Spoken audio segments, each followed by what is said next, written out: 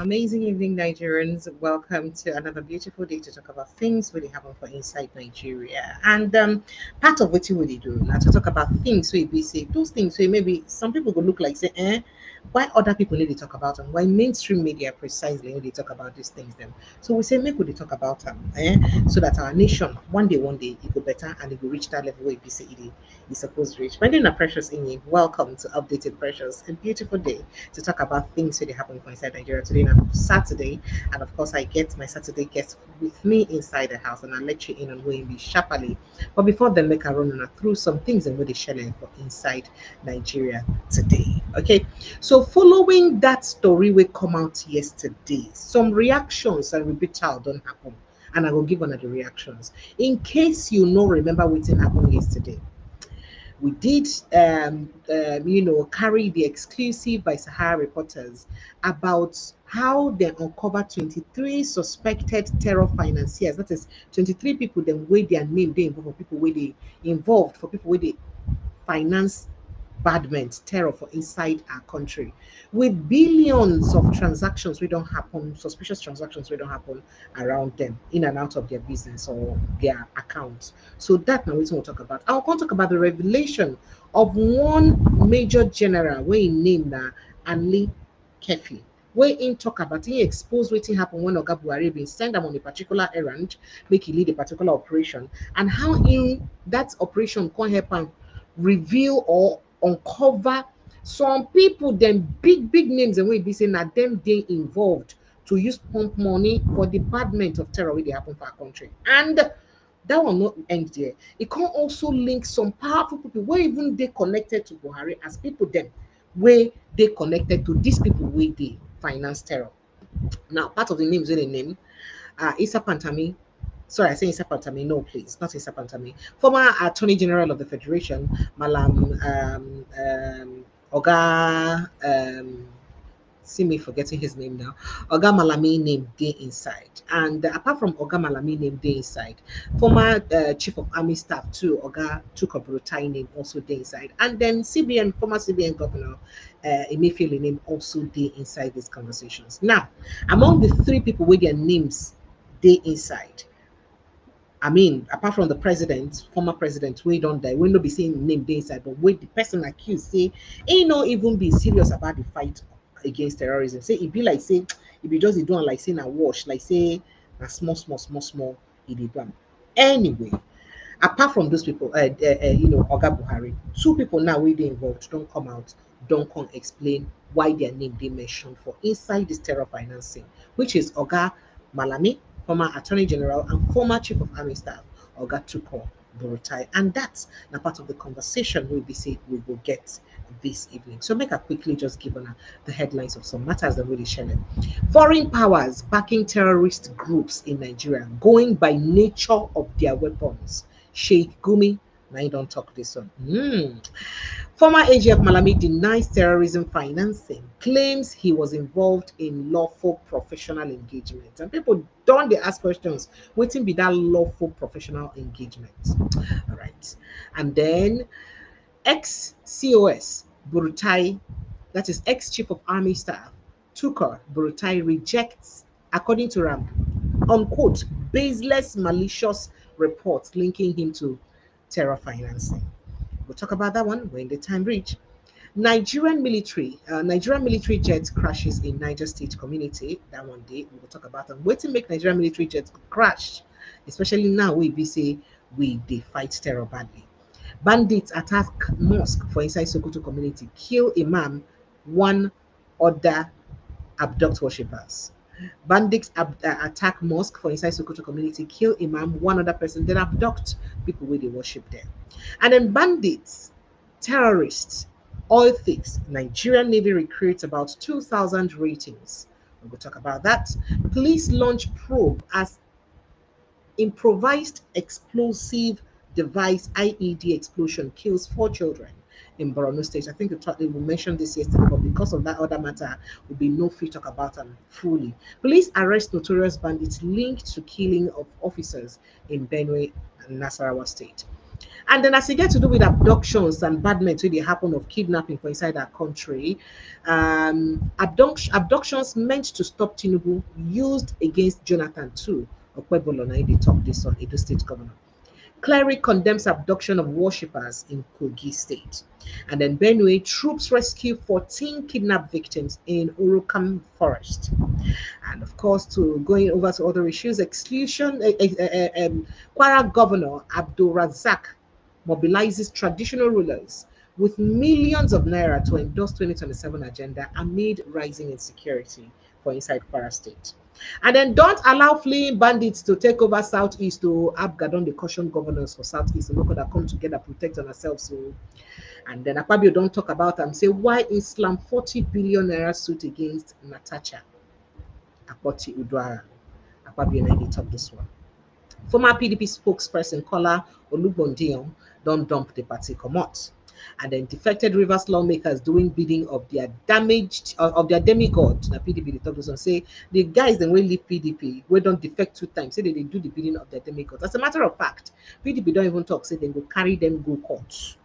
Say they go carry them go court for the camping from the party twice. PDP to Rivers Assembly members over PDP sue Rivers Assembly members over repeated defection, and we'll go talk about that one. But maybe we go into other issues. Still talking about PDP and matter we get to do with them. Zamfara PDP don't tell formation of Northern Security Committee to combat. Don't talk. Say make Northerners come together and form a security committee to combat banditry for inside northern Nigeria. Ambassadorial list, Warren Omokri should be dropped. Labour parties Arabambi said they against them. It lacks federal character. Throw it away. Ndume urges Tinubu to withdraw ambassadorial list. And then Tinubu's hardship. Nigerian youth should reduce their anger amid economic crisis. We'll talk this one. Oga Atiku Bagudu. Now you talk this one.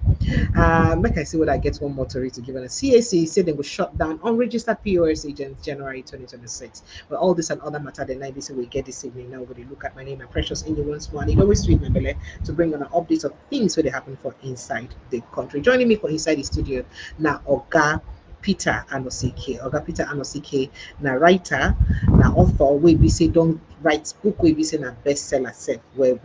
And in the person we be say they do well, and also a journalist like me. Oga Peter Anosike, good evening and thank you so much for joining us. Welcome to the show, sir.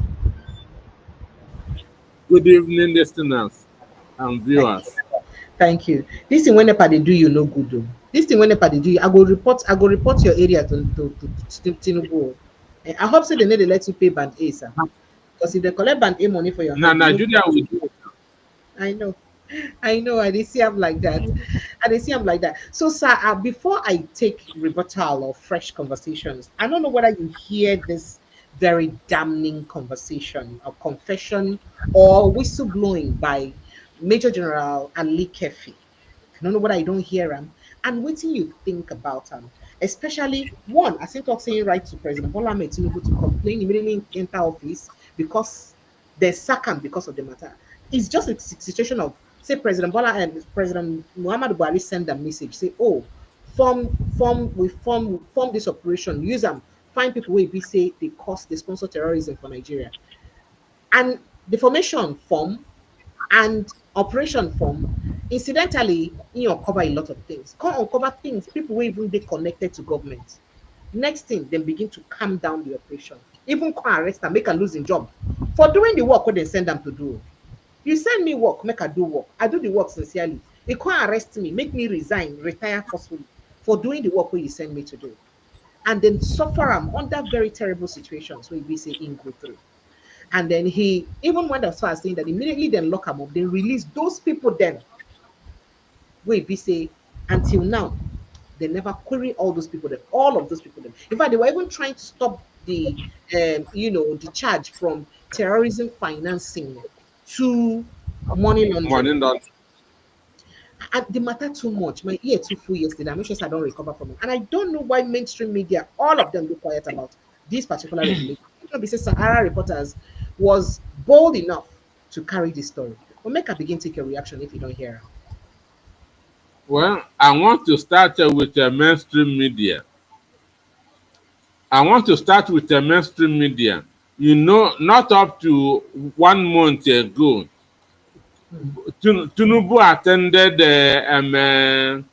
a function organized by Newspaper and Proprietors Association of Yes, Nigeria. editors, yes, Yes, Guild of Editors. Yes, sir. yes, and and within 3 years, he has held meetings with they call them APAN, that's Newspaper Proprietors Association of Nigeria. So Mm, there's no way, and he is also a member because he is the owner of Nation Newspaper.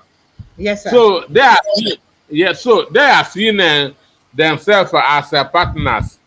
So nobody want to run his partner No, no, but down. this is not about President Tinubu now. This is about what happened in former President Muhammadu Buhari's administration. You don't get anything to do with No, President Tinubu now. no, you say why mainstream media no want to write about this? This particular conversation is not about Tinubu. That's my point. So why did you No, write about it is it? about Tinubu. How? Kefi say he submitted the petition to Tinubu, and Tinubu did not do anything about it. That's why he decided to go public. Do you understand me? I do. I know. So just because of that one, I wait to make the whole world go keep quiet for something where they eat us up. Which means Tinubu himself was also trying to cover up the way it was covered up under Buhari. You know, this is a continuation of Buhari administration, which is also continuation of the cover up. Now that angle they look am from, sir. Yes, Oh, is it part of the I will continue from where he stopped that's conversation? the continuation now. So he continued in everything. Whatever was covered up in this administration will also be covered up in this administration. If not, why didn't Tinubu take action? Hmm. Why didn't Tinubu take action? If Tinubu has taken action, the man would not have gone public. So it was a frustration that made him to go public. So why you think say President Tinubu no take action? And why do you think? Because that letter, he wrote that letter since 2023 when President Tinubu take over office. Why it take Two the man years now. now? Yes. Why it take the man now, especially now where USI don't dey for inside Nigeria concerning this same issue? Why it take him now to begin speak up or to go public? This is the right time now. You know here what Ababio said in the Senate when Chris Musa was to be sworn in, said that Trump there on their neck. Understand? Said Donald Trump there on their neck. This no more at the time of Bow and Go. Okay, so looking at still the reason we make Oga Tinubu no react. Some people don't, some people don't they look at from different angles. There are talks about two factions or two types of Islam for inside Nigeria, the Shiites and the Sunni Islam. And whether we like them or not, we do know that even though Islam, look like they one body, but there is this sort of disunity, with the Shiites and Sunni. Could that disparity be one of the reasons why perhaps some people they quiet about waiting they happen? Because some people talk say, oh, former President Muhammad Buhari been come too hard on the Shiite Muslims then at that time. And then some people say, oh, part of the people where they cause some of these things now, or those people where they use the name of Allah, they cause problems. So most of them they loyal to Sunni Muslim. We don't know the one who will believe, but all of them are them same. So what do you think when they go on? So most of them they're under Sunni. Most of them they're under Sunni Muslim. But Shiites is being headed by El Zaki. You remember him? Yes, exactly. And you remember what he go through too for Buhari regime. Yes, and you see what Burutai did to them. They almost killed the man. So, and this thing started from Iran. Iran is a Sunni, then Iraq is a Shiite. So they know they take eyes see each other anywhere they. And so by Understand? extension, that one enter inside Nigerian matter for Islam too. Sure now, yes, he entered into the country. So majority of the But Muslims in Nigeria, including President Bola Ahmed Tinubu, would be Sunni Islam. as soon they belong to the Sunni, understand? Mm. But the Shiites, they're very few. They are not as popular and as powerful as the Sunnis. So why again? I ask. Understand they say President Bola Ahmed Tinubu, oh, not the Sunni Muslim. Why if he say he get quiet? Buhari, no, Sunni too. I mean, because you know the reason I ask this question is because a lot of people think say the Yoruba Muslims they more liberal, pass, you know, the Hausa Muslims. Perhaps I'm going to make some Hausa Muslims no see them as Muslim enough. So as a Yoruba educated Muslim, why did the president? Why did he not act over this kind? I think people go talk say, oh, it would have been a good way for him to know what's going on in his administration. What would have helped him fight insecurity? So why did he not act? With the names them, if you look at those names, most of them, the names and what they call up, most of them are Kano State based. You know, all of them, you could know their background. Most of them is Kano. Most of them are Kano businessmen. Yes. Most of them are Kano businessmen. Sunni, I mean, Tinubu na Sunni, Buhari na Sunni, Erufai them and others are all Sunni, and these are very powerful people, both in the army and the Agbada. They are the ruling house, even in Saudi Arabia. So Sunni Muslims are very, very influential. So you cannot compare now an instance Iran and Iraq. So the Sunnis are bigger in number, they are influential. So it is not who you can easily go and begin to toy with. So Tinubu might say, make I save my head. Now, if you say one of the reasons we make Intel Haji and Aja to that time say, according to what she say if you go after people the way the sponsors of terrorism say they go kill them. Do you think that that's part of the reason he said that? Because he's trying to avoid. They are very, very influential. The Sunnis are very, very influential.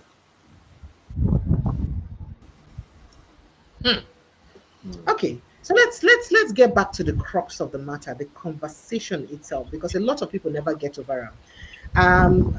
But what's be the first impression where you get hearing all of that? Did it shock you? Did it surprise you that a thing as callous as that happened in the past administration? With fingers pointed to people that were in power, high-ranking officers in the administration.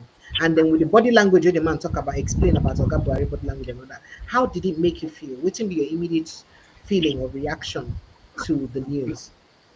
Now, anybody will know Buhari very well. Now, who Buhari is?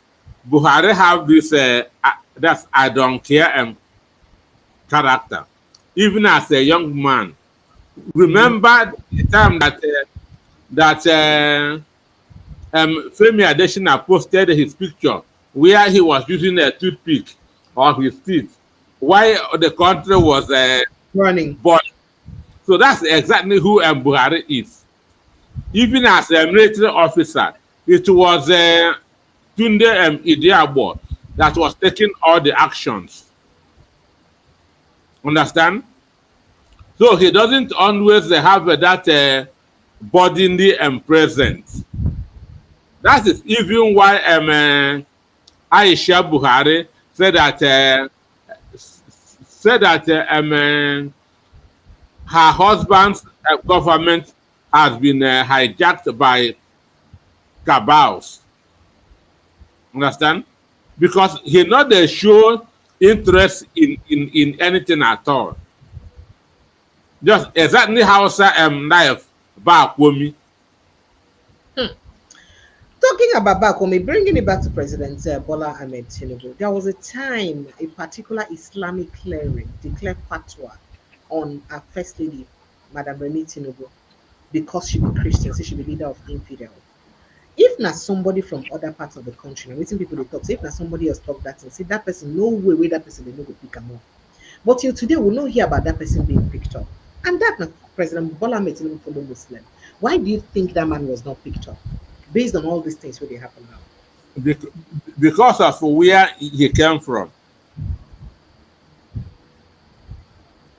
Because of in Nigeria, we are in a country of animal farm, where some animals are more equal than the others. Imagine what the Ezigbo of Ajawo Estate said then, that if Lagos cannot protect Igbo property, he will invite IPOB to come and protect property of Igbos in Lagos. Not to come and kill people, but to come and protect property that was thrown into Ikoyi prison for 2 years. Understand? So in Nigeria, some citizens are more equal than the. NTO almost said something that the police rebuffed and said that, oh, not joke. But people actually died because of his statement. People that died now. People died. So they try to talk, say, they try to explain, say, with all these things where they happen now, you just show pure selective justice for inside Nigeria. That is it. That is it. All right, maybe we'll go straight with Shegumi, because Shegumi and that person we don't be very vocal lately and they talk well. And nothing don't happen to Ramasin, they talk. Some people they talk say if somebody has then proscribed IPOB to them as a terrorist organization, if any pastor they vocal about supporting the activities, if there is a destructive activities with IPOB they do, and if there is any, and then any pastor or reverend or bishop they vocal to support their destructive activities, did that person go still they worker free till now? That's a question where people they ask based on Shegumi statements them so far. But let's take a look at some things he had to say recently with BBC Hausa as the controversial Kaduna-based Islamic cleric Shegumi Ahmed Abubakar Gumi don't talk say some major foreign powers they back armed groups and say in fact I think they armed group terrorist groups and network operating across Nigeria. Now, he didn't want to say the recent surge in deadly attacks is too coordinated to be local. That's what he said.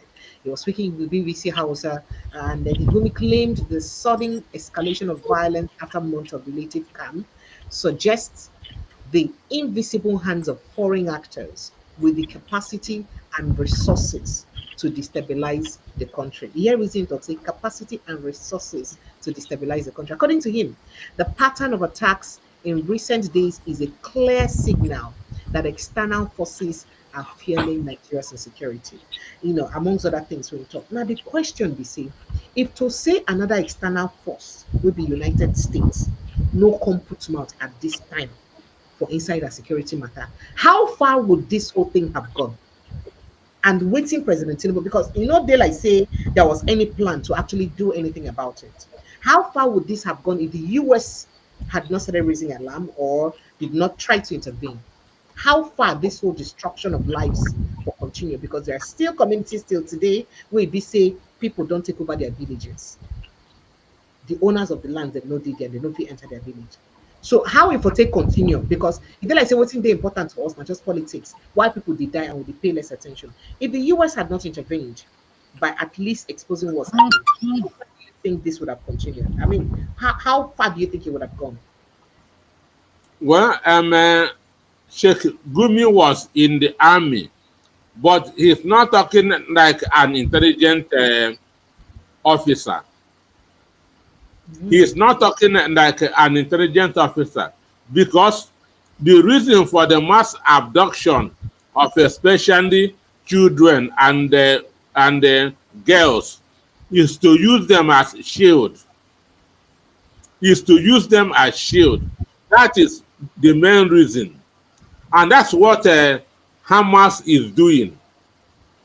So that if America come and want to bomb them, knowing that innocent people are there, they will not bomb them.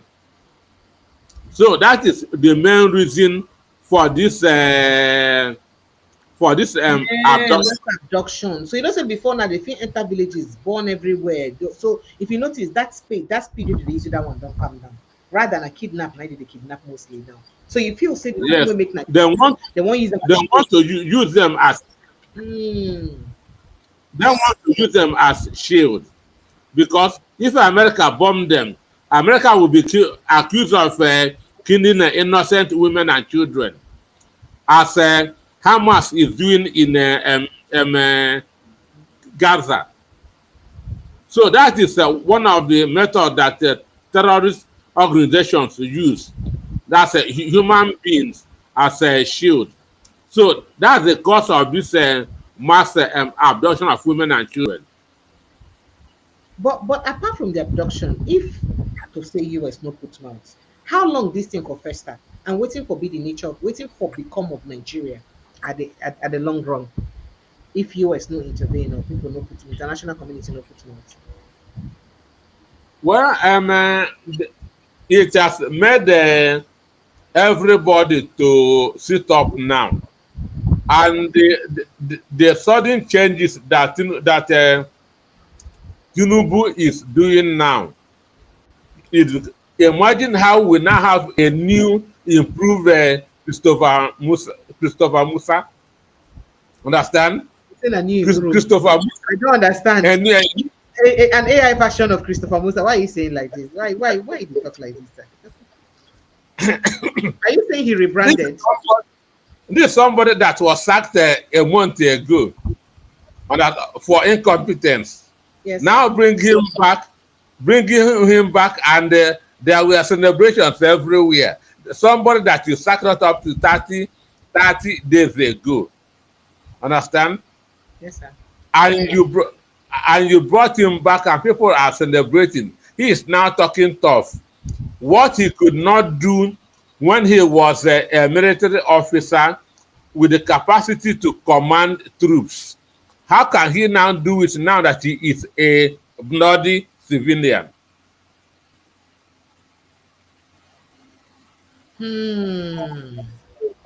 So you feel say all this one no mean anything, you know go come out anything. Nothing at all, nothing at all. Because this man has been there. If you know Operation Doyle, it was Musa that was commanding it before. So he has been in the system, and what has happened? Nothing. He's not a new person that's in the field. I said, ask yourself, why was he sacked a month ago and changed? If he is so competent, why did Tinubu drop him? Understand? But because of the confusion of that Donald Trump gave to them, he has to now remove a Muslim and now bring a Christian, and now ask them to rebrand him. You see, when he was being sworn in, he was carrying his Bible like a Bishop Oyedepo. I not see that one. You know, carry like Bishop Oyedepo, sir. You hope by I think the way Oyedepo standard, sir. Hello, sir. Yeah. So the issue is this: Donald Trump and U.S. Congress has waking everybody up. Understand? So it is not going to be business as usual anymore. All right, sir. So let's get into other issues now. Let's get straight to the rebuttals. As former Attorney General of the Federation and Minister for Justice Abubakar Malami San don't formally reject insinuations linking him to the terrorism financiers or financing.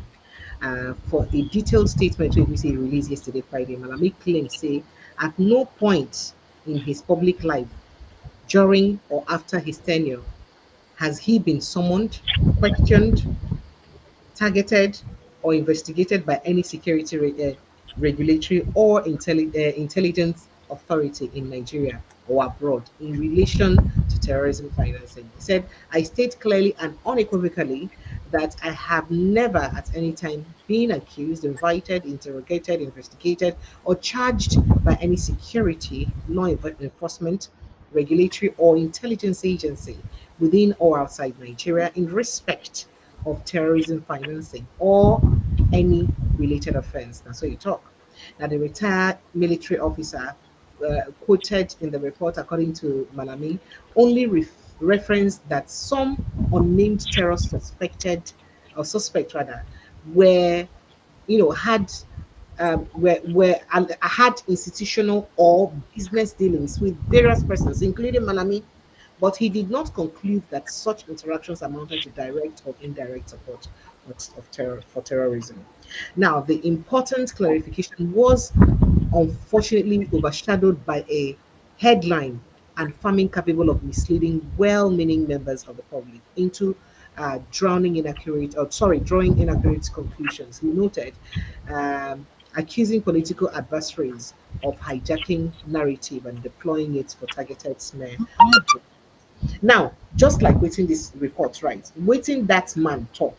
Now say in no talk, say in no know whether Burutai, Malami, Mifili directly they involved though for financing of terrorism. But the names of the people that he investigated and that he noticed and convinced that they're involved in financing of terrorism were there. But somehow those people at one point or the other don't get dealings with some of those people at one point or the other don't get dealings with Burutai, Malami, Emefiele. One, get dealing with Emefiele. Two, don't get dealing with Malami. Two, don't get dealings with Burutai. And there's something else he said. He said Malami himself, at some point, was pressurizing that the case be changed from terrorism financing to money laundering, even with the evidences we be say then get. Even with, I don't know whether you read that part, sir. Even with the I evidences, read they, that part. they insist, say, may they change the charge from terrorism financing to So money, laundering, where money it be Abdurrashid Bawa, where be in relative, where be EFCC chairman, go handle them because once they enter money laundering, now EFCC go handle them. And then, I mean, amidst all of this allegation, I was really expecting Oga Malami as the Attorney General to come out and tell us why were those people released? Because at the end of the day, those people were released according to the to Ali Kepi under questionable circumstances. They no hold any charge against them again. They no clear them of anything. They not even show, oh, this evidence, this is why the evidence is not linked to them. That's why we're releasing them. Nothing. They just release them and let them go. Why were they released? If these people had questionable or I mean, if the person will lead the operation had reasons to believe that they had something to do with terrorism financing, why release them? And then why force this Ali Kefi to go through the things when we go through? What was his offense? I wish that waiting in your friends be for they made known public. And it would have been also good that Oga Burutai, at least as the person will be the head army then, to explain to us why they force him to resign, why they arrest him, put him through these conditions when they put him through. I mean, would it not have been fine, apart from just denying the allegations, to explain to us why he went through his offense? That's the reason why he went through the ordeals he went through. And after waiting him go through, why they release those people when you saying catch? Would it not make a better transparency for Nigerians if these things were like this? Not vex and unfortunately ask. Well, even Mandami is not even talking like a lawyer. I know that Yakasia said that Mandami was doing a change, was a change. Yeah, we lost you there. Hello, sir. Okay, so network don't go bad. We know if we hear you. Mr. Nosiki, we can hear you. Dr. Nosiki, sir. If you can hear us, we can hear you. If you can hear us, we cannot hear you. I think the network has booted you out. So please kindly help us rejoin again if you can hear us. Can you hear us, sir? Can you hear us, sir? All right. Please kindly help us rejoin again if you can hear us. So, I mean, let me go through Malami's explanation extensively while we wait for Ganosiki to rejoin us.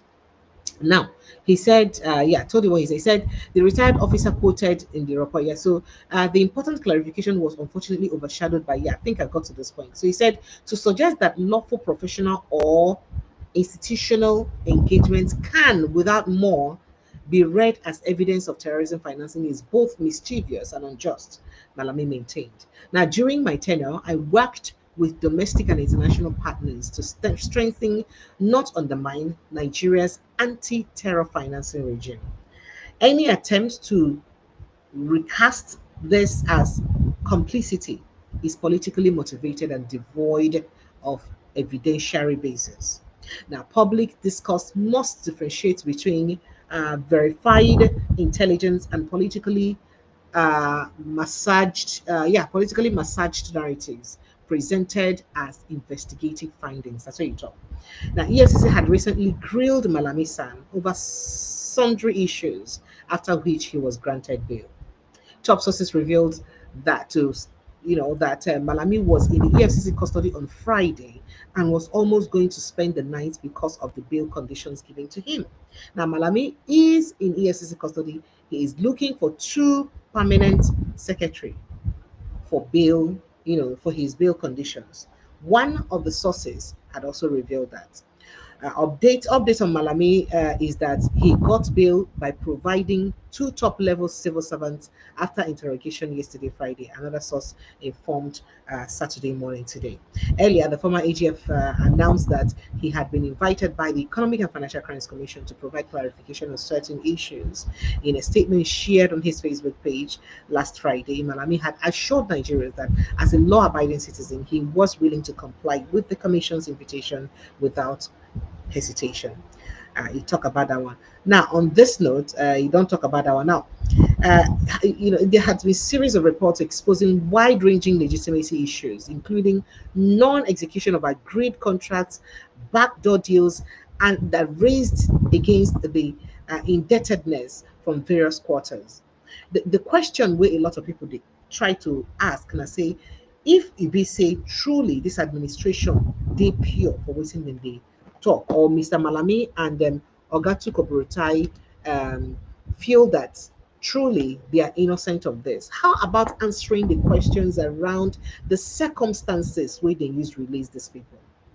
Because a lot of Nigerians they wait to hear the circumstances. Why release supposed terrorism financiers? Why? Why release them under very questionable circumstance? Then why arrest the person who on a same message say go do work on arrest him? Why force him to resign? Waiting beyond in offense. It would have been good to mention his offense when he's alive so that he can say more. Why? Why? What is going on? These are the things that we be saying, Oga Malami no explain to us. But we could go straight to Western Oga Tukur Buratai talk.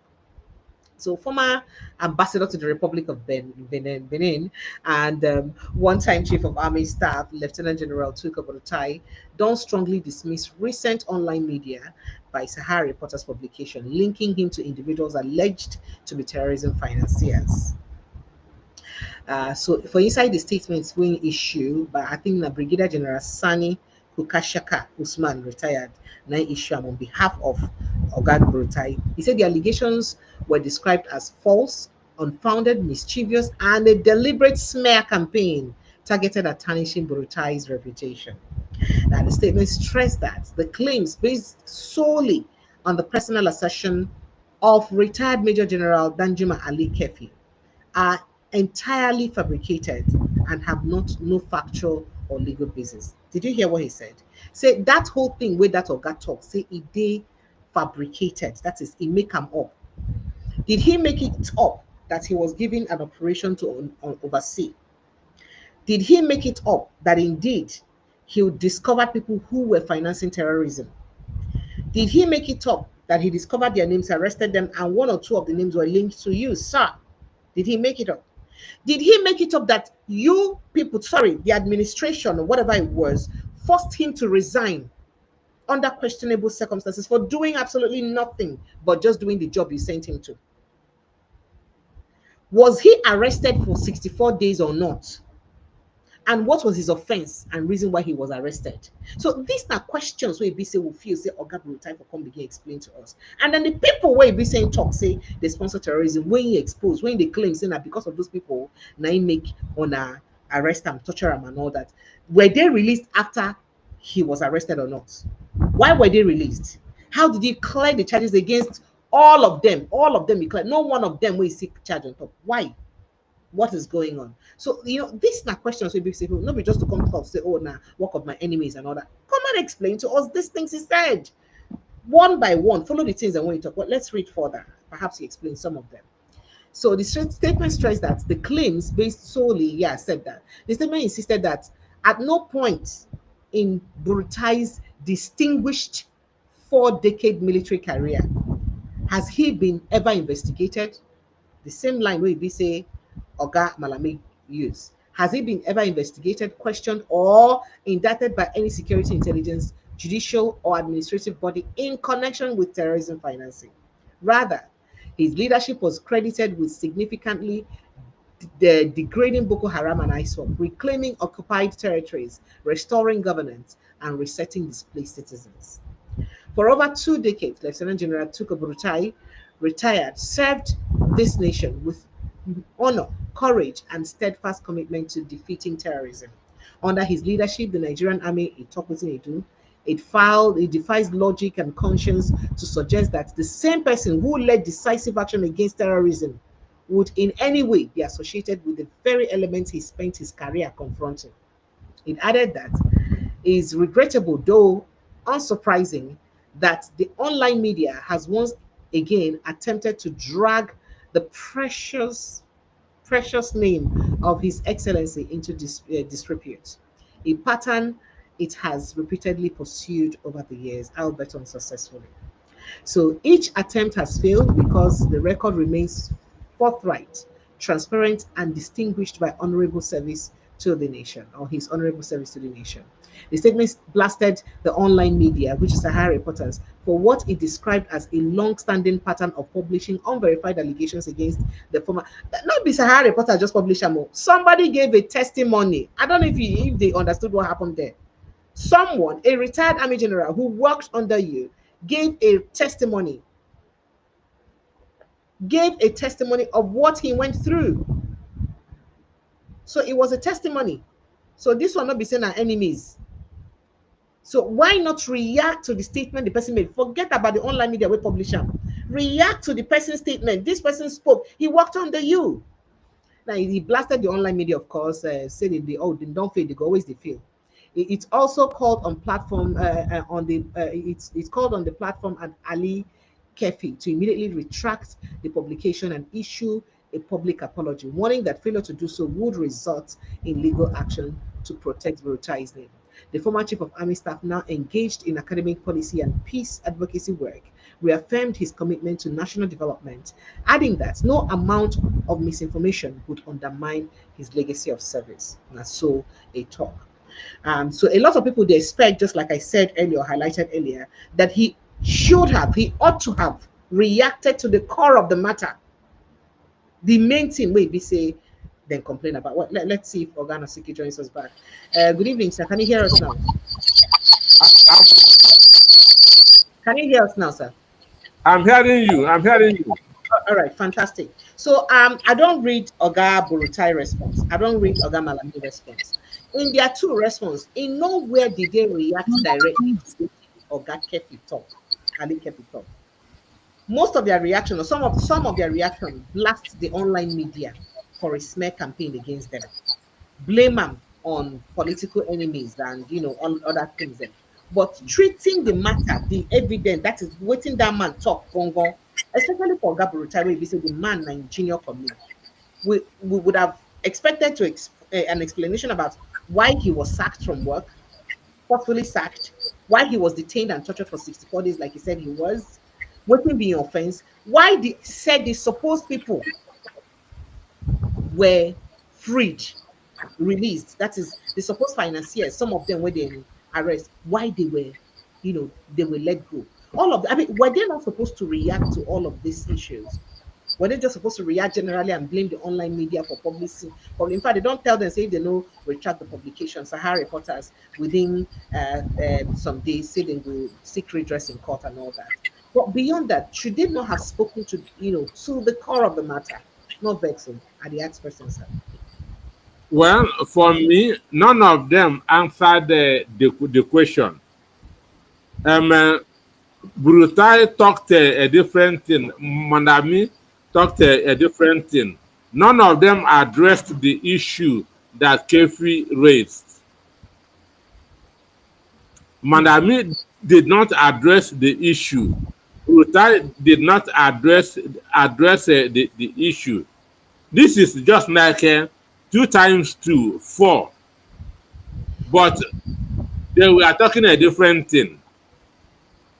So the question that would have been, as you said, who ordered for the arrest of Kefi? Why was he detained and dismissed? Who ordered it? From there, we can know who to hold responsible. Why was he detained? Why was he dismissed? So that is what we would expect. Even the defense minister, who has said he's going to investigate why soldiers were withdrawn before the KB girls were. Yes. So this is another investigation for him too. Another investigation for him. Under the administration, where he said they don't write letter to we no answer about this matter.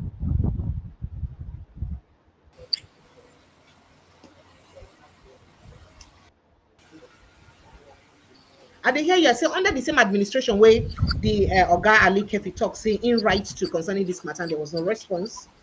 You think that Oga Musa go want to take up this case when the president it have been issued? He has promised to be the new Caesar. That is not going to be business as usual, especially because this revelation has gone viral even to the American government. So they will be looking at Tinubu's government to see what they will do about it. And the force under the shoulder of DSS and the defense minister. Okay, sir. No wahala. Well, there's a lot to Nigerians are expecting a lot from it. In fact, in the midst, did you also see the way they linked the death of Atahiru, the Chief of Army Staff Atahiru, to this investigation? You see the way they link them. I'm with you. So, what's your take on that link? On what caused the death and the cause of Atahiru's death? Well, from there we can see that it is not a natural death. That there were some complicit in the death. That's all I can say. The death was not all that natural. Some people decided that to take him out. All right, sir. I mean, you know that something like this also trended then, that it may not have been ordinary for that to have happened at that time that it happened. People mentioned that then. But to think that this is resurfacing again, even inside this conversation, I mean, it did very worrisome. But let's move on to what has happened, latest conversations. As we hear, say 2 Nigerian Air Force pilots they reportedly survived after an Alpha Jet aircraft crashed close to, I think, Karabunde, a community for inside Bogu local government area of Niger State. And the incident was first made public by Lapia TV a Niger State-based digital television network, which posted a short update alongside a video on its official Facebook page today, Saturday evening. Two Nigerian Air Force pilots reportedly survived Alpha Jet crash close to Karabonde, Borgu local government area of Niger State. The platform wrote this without providing further details on the condition of the pilot or the circumstances surrounding the crash. As of the time of filing reports, the Nigerian Army Air Force has yet to release an official statement. I'll check before the end of the show to see if they have done so, which confirming the crash or the cause of the crash or the operational details of the affected aircraft. In a video obtained, is smoke rising from the direction of the reported crash site, sparking concerns among locals who said they were unsure of what prompted the aircraft distress. Now, for this to happen at the time when we say President Bola Tinubu don't charge the military generally, oh yeah, go for them, deal with them bumper to bumper. I hope so not be saying that the enemies then shoot down our aircraft, sir. What could be happening? Well, do you know that up to today that the army has not confirmed the death of Brigadier General Musa Oba until the chief of army staff say until the defense chief of until the Minister of Defense now mentioned it. We did not hear Bayo or Nonoga or they denied it first now. They denied it first that it never happened. I mean the it never Nigerians had said so, yes. understand. So this one now we may not hear anything, but you know these bandits always know how to take pictures. So if it's them that shoot it down, very soon the video will surface. So if it's the bandits that shoot it down, very soon the video will surface. Maybe they have gone that's on a surveillance for the school children that were that were abducted. So the government is keeping us in darkness. Let us see whether they will give us the cause of the crash, and in Niger State of all states. Okay. Well, because that's very suspicious, especially at this time when we say when they talk about this. But see, we been here say American aircraft, they know they run around Meduguri, they monitor situation and all that. Why they not shoot that one down? No, Well, I you know Nigeria na second hand with the use now. okay. The second hand, they easy to shoot down fast. All right. Let's get to other issues. Bandits in the early hours of today, Saturday, launched a deadly attack on worshippers observing the Sok prayer in Kibarua, a community in the Sabon Birni local government area of Sokoto State. According to local sources who spoke with, I think, Egbe Makun parrots, the assailants stormed the mosque at dawn, opening fire on the congregants. Now, two people, including the imam who was leading the prayer, were confirmed dead. Several worshippers were also abducted during the assault, with the exact number yet to be verified. Security agencies have reportedly been alerted, while residents remain in a state of fear as search and rescue efforts begin. In neighboring Kebbi, bandits weeks ago attacked the government girls' comprehensive secondary school, where we said they can finally release all of them. This will not happen too repeatedly, so it don't they raise cost for worry. Even though say we don't release all the girls them. Now people say, oh, this is good. Oh, sorry, this is not good. Oh, they're also attacking mosque. So this is to prove that there is indeed no genocide against Christians. And some people now, under this conversation, they talk say they just attacked a mosque. Was it a mosque filled with Sunni worshippers or Shiite Muslims? That's another question. Remember that disparity. Second, the people they ask say the mosque. Now mostly of Hausa Muslims or Fulani Muslims. which of them will be for inside that mosque, and who be the people that will be say the attack. This now waiting people they talk, because a lot of people don't they talk mono say based on the narrative of these things that really happen. Now mostly one particular tribe for inside northern Nigeria, now they cause this problem, or now then they vex like this to cause this problem. Where they agitated, where Oga Gumi say make we give them amnesty. Where even they say Arewa don't talk, say make them negotiate with them. So make I take your thought and reaction, sir. Well, for me, the attacking of a mosque could be a kind of equalizer. Understand? Let us just equalize. After how many churches have been attacked? No, equalizer. Now, Sheikh Gumi will come and say, this is to show you that it's not only Christians that are being killed, that Muslims are also being killed. But in the north, there are two kinds of Muslims: the fanatical Muslims and the moderate Muslims. Yes. Okay, that's why somebody in the north said that even these terrorists kill the Muslims who do not believe in their extremist agenda. That is the moderate Muslims. So they don't like them. No, they see them as not here or there. Okay. And so they take those moderate Muslims in the north like Yoruba Muslims. That they are not too serious.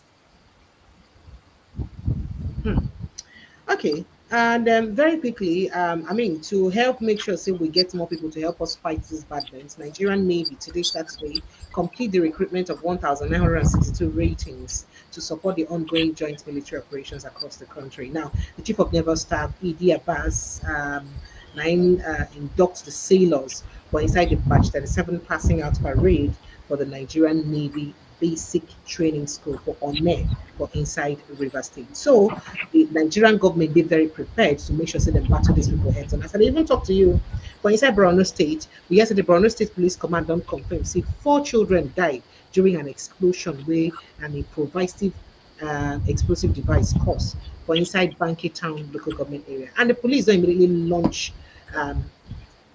investigation onto waiting cause this kind of one. That means we're going back to the days of suicide bombing again, and this is worrisome now.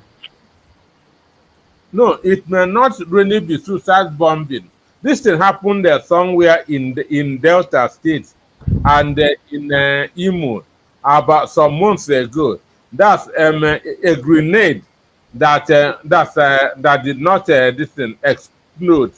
So some people picked it thinking that it is a toy, and it exploded. Understand me? Okay, that's exactly what also happened here, where the IED reportedly found inside the bush accidentally detonated. So who they plant the IEDs inside bush? I mean the question. For what purpose? Well, it is the bandits now. So if the soldiers are coming and they step on it, it will go off. Oh. Oh wow. Okay, sir. All right, sir. Now, in a related development for inside Benue State, we hear say police operatives inside Benue State don't arrest the suspected notorious bandit believed to be behind several deadly attacks for inside security for inside Benue State, for security personnel for both Benue and Nasarawa states. So this person don't kill a lot of security personnel for Benue and Niger State. Now, they don't arrest them, and would they look forward to something happening? A lot of people don't also complain in the past, and most of these people, if they arrest them, is either the what they call a trial will stall for almost eternity, or then go release them again after a while. Just like we heard secretly about some bandits or terrorists that were allegedly released by the Zamfara state government, even though they don't talk, say no, not be true, that kind of thing won't happen. But then I don't know. But then let's get straight to what Oga Monday Popular talk. If we talk, say this insecurity where they happen, this kidnapping where they happen, say they knew. It's still at the same strategy where it be say them do to use takeover power, to use come up power for Jonathan hand. He say now waiting they don't do again. But you see, say the plot this time around, you know go work for Tinubu head. What do you think, sir? Well, for me, this one self don't pass Jonathan own because in 2014-2015, we did not hear that that any state closed their schools in the north.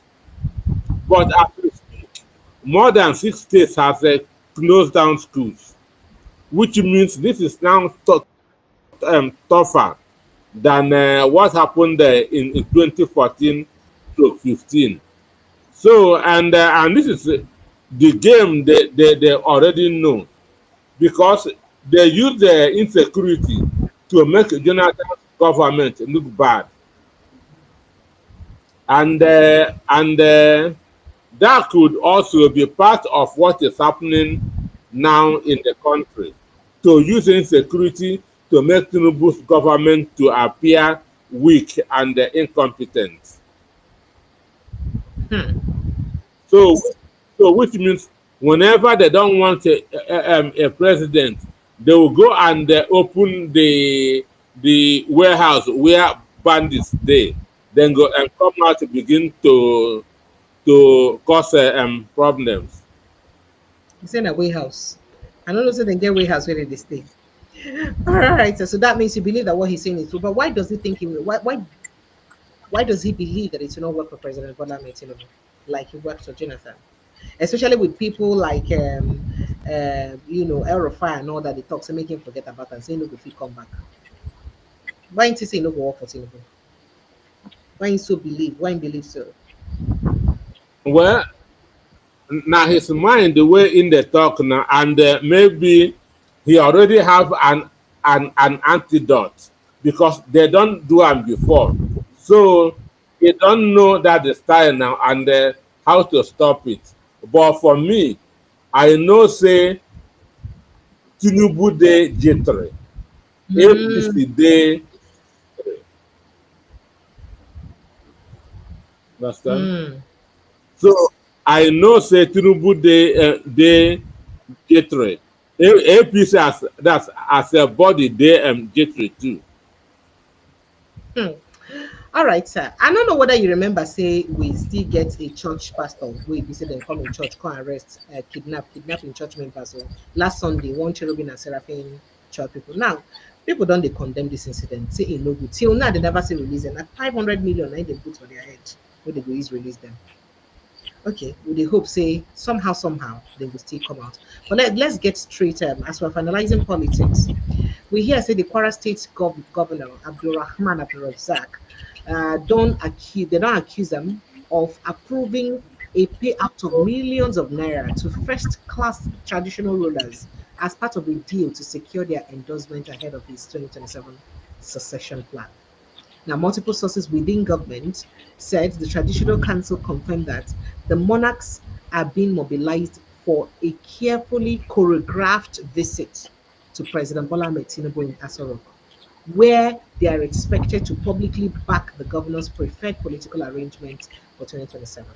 The sources said the trip would be packaged a thank you visit to the president for recent federal security interventions. The development comes at a time when Kwara North and parts of Kwara South are grappling with repeated kidnapping and insecurity killings and banditry attacks. A situation that many residents say the state government has failed to decisively address. Like I explained them very well. That is, person states they born. The states don't become the new Benue and Plateau states in terms of kidnapping. And instead of you to focus, that's what people are saying, that's what this report is saying. Instead of you to focus, to look for way we say you use, secure your people will be your number one primary assignment to give yourself. Rather, and to carry traditional rulers, go Abuja, to go liaise how they will use support both you and President Bola Ahmed Tinubu for 2027. Now, what's in they do? This now what's people they talk. Make I take it. Well, for me, the man, his own politics don't do too much. I'm now categorizing him with Obebondo of Edo State and Ododo of Kogi State. Well, all of them, all these three states has a boundary. Edo, Understand? Kogi, Kogi, and Kwara State. yes, but they have boundary because this man now, Abdulrazak. the governor of Kwara, has not bid and was made the patron of Renewed Hope grassroots movement. I don't know if you are Go aware ahead, of sir. it. Yes, sir. He was he used money that to buy that How do you position know that? as How do the you know that, sir? that's we are together now. All of us did this country. Eh? Yes, sir. Uh-huh. So because and when you begin to spend money recklessly, it means that you have lost hope. That's from the people. But do you I do. understand me? I do, sir. If you feel that you are doing well, your focus should be on your people. So at the end, they will return you based on your stewardship. But when somebody now leave the people, begin to bribe individuals, it means he is not doing well. And this is the first time we are seeing Kwara as a theater of war. It has never happened before. When we are talking of red zones in the country, nobody mentions Kwara State. But within these 2 years, it has turned into a theater of war under this administration. So that could be why, instead of spending money on development, he's now trying that to get 2027 endorsement through the back door. Hmm. Okay. All right, sir. So that means, I mean, we also see that of the campaign buses of President Bola Ahmed Tinubu. So, and people are feeling very irked that how can the country be boiling and people are dying, real humans, they die, and waiting there on an important on a re-election. One and I never even finished the one where they give an already. Well, this simply shows that Tinubu's interest is not how Nigerians are faring. His interest is securing 2027. So that's why upon that the school girls in Niger has not been rescued. They still have mind to be distributing um, uh, um, uh, um, um, buses. To me, that is inhuman. All right, sir. All right. So let's quickly move to other issues that still get to do with insecurity. Abga don't want all governors of Southeast. Say made them be very careful. Made them come together, make sure say they work for the betterment of the Southeast, so that these bandits and where they run away because of the fear of maybe Donald Trump or fear of the new military might now. Made them no surrender all on the whole Southeast. Made them no take over all the Southeast forest. What do you think, sir, about that? Do you see the Southeast governors coming together, irrespective of their political affiliation, and working for the common good of the protection of their zone? Well, when the new defense minister of defense was presenting his speech, he said that there's security in the southwest because the governors come together and are working Yes. together. Because about 2 to 3 weeks ago, the governors converged. That's to discuss about the Yes. security of the In, zone. in fairness, that's not the first But time they've done that. but we have not seen such in the southeast. Hmm. Yes, sir. Understand? We have not seen such in the southeast. And the information that we are getting is that these bandits are now running down south because they feel that it is the north that Donald Trump is coming to bomb, which in a way there could be sense in Hmm. it. So this should have been an opportunity for the Southeast governors to come together and think how to secure their zone. But none of them is thinking about it. They are just doing their things on individual basis, which is very, very wrong. Hmm. Which is very, very wrong. Because a lot of people, so you feel say the Southeast will be a safer place if to say the governors will come together. Sure now, and South is not all that much. Niger State as a whole is almost like a Southeast. So it will be very, and the states are linked to each other. Yes.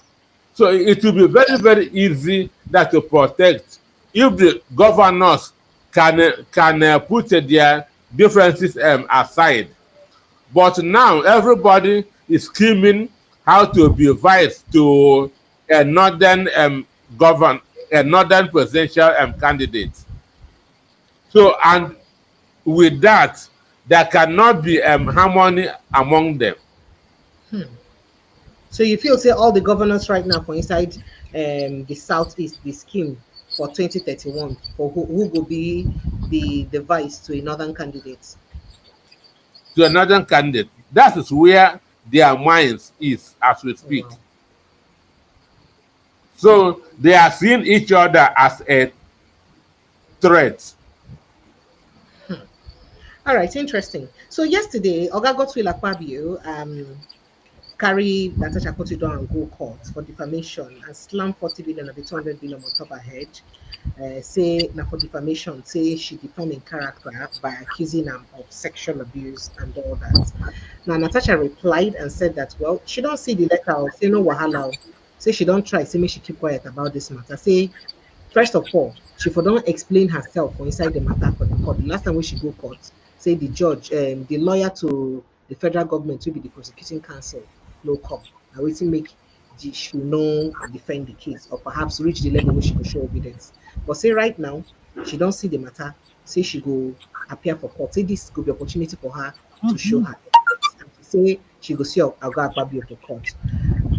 Make I take your explanation. Now, Akpabio don't go explain today now through a media aid. Say what make him get to sue Natasha now because of say the kind of things and when Natasha talk, especially as it gets to do with the sex abuse, as sexual harassment. Say he did damage into his reputation and name, so he needs to carry her to court so that he feel clear himself for those things, which is very legitimate. He gets reaction to this. So while some people they talk say, well, who advise Oga Akpabio make you go the push case if you just allow the thing to die natural death because you're unaware of the kind of evidence Natasha may have. While others are saying no, it's good that he pursues it to a logical end if truly he knows he believes it's innocent. Of course, for everybody who believes they're innocent. Like I take a reaction, sir. Well, for me, Akpabio need to grow up. You need a grow. Gospel Akpabio need to grow up. He He never should grew. know that He never grew still. he never grew. He Mhm. never grew.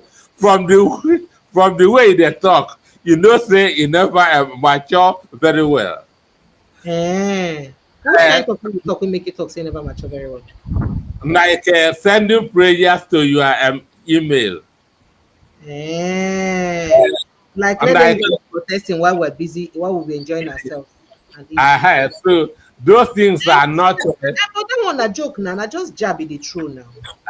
uh, You know, that's in the Senate. You don't oh, throw jab. Does does U.S. Senate joke inside there? It's a handle chamber. no, nah. All of us not supposed to be too serious now. Nobody die now, okay? That's what they talk about now. It's a handle chamber. So and with the situation that the country is now, he shouldn't have gone into it. Even if I had wanted to seek redress, this is the wrong time. Even the NDDC woman that snapped him, Sure, you know, what? Join Eh? no name. Join Why no did name. yes? Why didn't he go to court? He been told say go court that time. Oh. Then why didn't he go? You don't know whether I finally go now. Maybe they're too settle out of court. So for me, sincerely, this is not or the time that to begin to talk about sexual harassment. We have a lot more serious things that to think about. Over 251 girls are still in the bush. So not be time to talk about whether mm-hmm. Whether you do or you no do. Mm. No, this is a wrong time. We should be more serious. All right. That's why. So oh okay, sir. All right. That's why I say he need to grow up. Eh. Okay. So I would like to know what you think about the PDP lawmakers who have been defects from PDP to APC for River State. As they court carry them go court, they make them vacate their seats. They can't talk say they no decamp again. Now they don't finally decamp again to the same APC. Eh.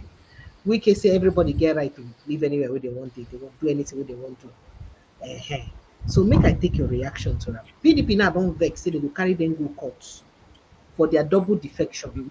How dare you defect twice? Say repeat, No, no, carry no. them go, This then is go court. So make I take your thought. Mm. Hello, sir. Hello, sir. Okay, it be like say the network don't also log Oga and Musiki out again. I would really like to hear what you think about this conversation because I mean, um, some people say it is laughable. Why some people talk say this one are just embarrassment to our judiciary because of waiting they go on for inside our judiciary. So the judiciary now, how they go react to this matter, knowing say they've been don't judge a case where be said they don't find and say that case where they judge. You don't see the way you use workouts now. You didn't do a fantastic job after all. That means the people that will be say they carry the matter go court actually were right at the time when they carry the matter go court. Say these people indeed defect because they don't this particular defection now don't prove those people right that it was correct. That's what some people are saying. Why some people say no? It doesn't have to be that way. I mean, it may have just been now that they defected. The court may have been right based on the evidences we visit and present before them to show, say, indeed, there was no evidence to show that these people defected. Maybe now it be say they actually come finally defect. So, there are different ways to the conversation. People just look at it differently. But overall, most people they talk say that it's just laughable. This one just could that won't bring embarrassment to our judiciary for inside Nigeria because how on I go talk one thing now? How on I go even use look on ourselves? Knowing say that's what this matter don't take be like this. Well, Nigerians phone lines are open. I'd like you to begin to call in to put your thoughts and reactions on the conversation where we say we don't get tonight. I dey hope for Oga Anosike to come back so that we will conclude and of course talk about some of the books where we say you don't write, especially the one we write about abuse of power and the one about Nnamdi Kano's case. I would really like make you come back and we could talk about them. And in case you haven't seen that book or those books, then they are available for Amazon. You can actually go and check out the books in Amazon. All the books them they for inside Amazon. And also his book, My Son Michael, is already published in Amazon, so you can actually go and check it out. I'll try to see if I can post a link to the book so that you too can go check it out on Amazon and try to get it. Let me see if I can quickly post it. That My Son Michael speaks about chronicles the story of Nnamdi Kanu. Well, Miss Anosiki said he attended the same school with Nnamdi Kanu. They attended, I think, the same secondary school together. And he understands his character very well. And he wrote the book based on his experience and understanding of the person and character of Nnamdi Kanu. So it is very important that you can just go grab a copy of the book. Meanwhile, the main time phone lines are open 0817 That's the number to call. Let's get to take your thoughts and reactions on the conversation that we've had. 0817 That's the number to call. Let's take your thoughts and reactions on the conversation. I'm so sorry. The network just the dance up and down. Um, it's really crazy. having to do any network related business for Nigeria because I say you could just face challenges. But the phone lines are open. Let's begin to take your thoughts and reactions. The link to my son Michael is already on the comment section. Please kindly also just click the link and visit Amazon to see a copy of the book. Or you can actually read the brief and all that so that you can fit know what's in the book they talk about. So as I said earlier, PDP don't talk so they will carry the defected lawmakers from Inside River State Full Court for having the mind, the audacity, the temerity to defect 2 times.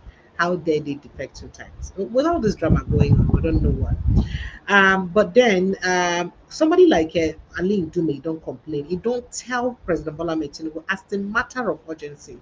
I beg, you see that your ambassadorial list? Throw away. You need to throw him. You know why? He no get federal character at all at all. So throw him. So the Borno State Senator Ali Dume criticized President Bola Tinubu's ambassadorial nominees, insisting the list breaches the federal character principle and should be withdrawn ahead of the next week's Senate screening. In a statement today, Saturday, the former Senate leader stated that the allocation of nominees across states and geopolitical zones falls short of the constitutional requirements for fair representation on the position on the composition of the federal government. That's what we talk. Look, I just go take us. I will come back and finish the conversation because Ndume, you know, happy for this one at all. Good evening and welcome. Sir? Yes, C2 calling from Sweet Affair. Oh, guys, C2, welcome. How are you doing today? I'm good. How are you? I'm very well, thank you. How about you, sir? Okay. Precious. Sir? You know, when we come here to lay our complaints and talk what concerns humanity, because I love humanity. Nobody deserves to die. At all. Okay? I agree with you on that. 101%. Nobody whatsoever deserves to die. I agree with you. It helps me when I don't love to see blood. The thing does not allow me to sleep. I'm not sure any of Now, us let me like tell that. you something. There's something you ask Mazaru Sike there about Igbo people, Igbo politicians, governors come to form security because these terrorists, please, you people should do me a favor. Stop calling these people bandits. These are terrorists. Okay? Yes, sir. It was Muhammadu Buhari who threatened the media to be calling them bandits. You know, bandit is different from terrorists. Yes, I know. They just want to convince people. Bandits just like saying a touts. Like say they call them touts. Exactly. The tout is different. You know, like when you see these Agro people, they are touts. You don't call them bandits. These are touts. Okay? Everything has state by state. These are when you see these people in their manner of kidnapping and killing people, these are terrorists. They are terrorizing people. They are terrorists, not bandits. Bandit is different. Bandit can bomb into your house. They can steal, ransack everywhere and go away. They are bandits.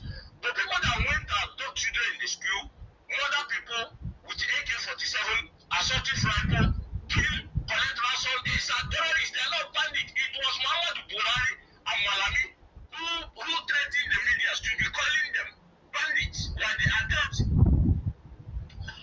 Now, How you take no vex? How you take no say na Oga Muhammadu Buhari na threaten journalists to record them? it's not something I need to. It's everywhere now.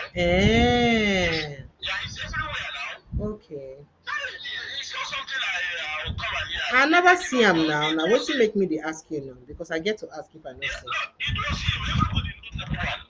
Anybody who don't know that one in Nigeria is just deceiving himself. You know, I don't deceive myself. The same way he came in and threatened the other citizens to release their gun. Why did he do that? When I talk to the Muhammad Buhari is a terrorist, I know what I'm talking about. Oh. Communities away.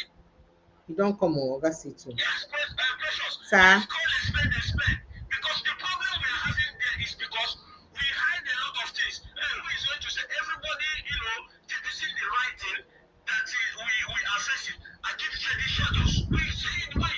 These Northerners are not playing. When I call the Northerners, I'm not calling the outside people that are good people. I am calling the Fulanis, the terrorist ones I am calling. That is people I am talking about. Let's call a spade. We don't call a spade a spade. That is the thing. People are hiding. Oh,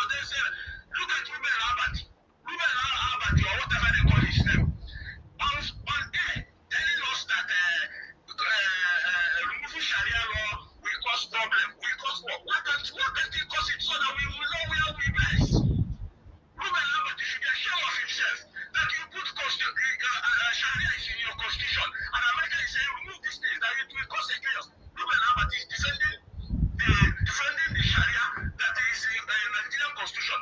Okay, why not give a Christian priority in Nigerian constitution? That we must do, Christians about Sharia to be implemented in their constitution. Why can't we do it the same way? And see if this slaughterhouse is going to allow it. Something here you know that they can't allow, but they want to force it to someone else. They can't allow it. They want to force it to someone else. Why should we allow it? The same way they tell you people relinquish your land or you go see shit above it. They tell you this route. They tell you you should give them your land for grazing. They tell you Muhammadu Buhari initiate all manner of things. When he bring come, we reject it. When he come here, we reject it. And they tell you that you should many things that systematically that man brought in Nigeria. Somebody who went and import terrorists. And steals and buy. Just in case. If Jonathan refused to relinquish power. And today, look at what you are facing. Can't you see the bosses, people that kidnap, the boss that loan to Imo State and going to their destination, they kidnap 2 bosses. Who are those people doing those things? Why can't these people allow us to have peace in our land? The other time you saw these people from their Ghana road, they said they're going to Imo State to hunt. Is there no bush in the north for them to hunt? What do you think those people there are doing? Why do you pressure tell me how do you think that Abubakar Malami in Imo State will defend Tukur and the former in the Imo State? Why is our people so dumb and stupid? Why do you think Abubakar Malami will defend you? And anyone in your place being a commissioner of police, you Tukur and the Tukur man, you foolish, stupid man who cannot listen. How do you think that Abubakar Malami will defend you?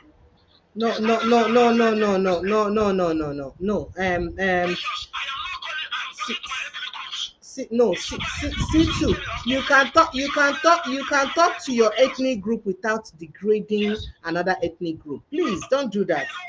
Don't do that. Not all Fulani, whether you like them or not, there must be some Fulani people that are good, whether you like it or not.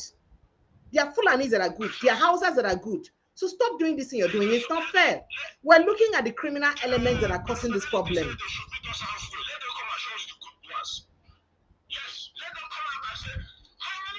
No, it's not fair. If they abuse your own tribe and say that it's all your tribes that are bad, would you like it? You'll not like it. So let's stop doing this.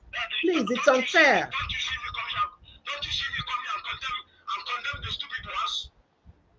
So why don't you condemn the stupid ones? Why don't you also condemn the stupid ones in the other ethnic group? Why condemn the entire ethnic group? Why condemn the entire ethnic group?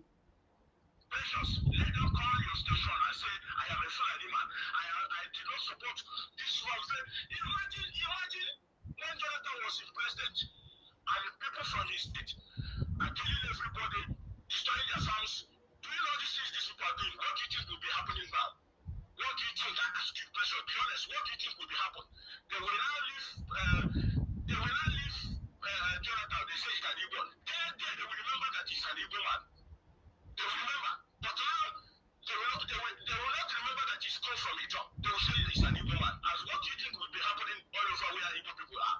These are the truths. We say it. It doesn't matter. I know some people don't want to hear it, but it's the truth. But let me tell you something. Now that the Trump wants to come and rescue Nigeria, they start putting propaganda. Muslims too are dying. One of the American law congressmen have asked them, can you show us the video where Christians are killing the Muslims in quite a large number? None of them can bring out this question that this man asked them. None of them can bring out video where Christians went with AK-47 massacring the Muslims. It's a shame, none of them. But we can give you thousands of videos where these people are murdering Christians. And you think the American government are stupid? They see you, they know, on the soil, they know what you are doing. They have their supply. You don't play with these people, forget about their interest of sometimes they want to keep quiet because of their interest. No, but this time around, Trump is not keeping quiet. If he keep quiet, God will judge him. If any people let that divide, take a Trump attention from the right thing he wants to do now, God will judge him. I'm telling you, right today, God will judge him. That's why I'm praying for you to come. If not fail to come, Nigeria is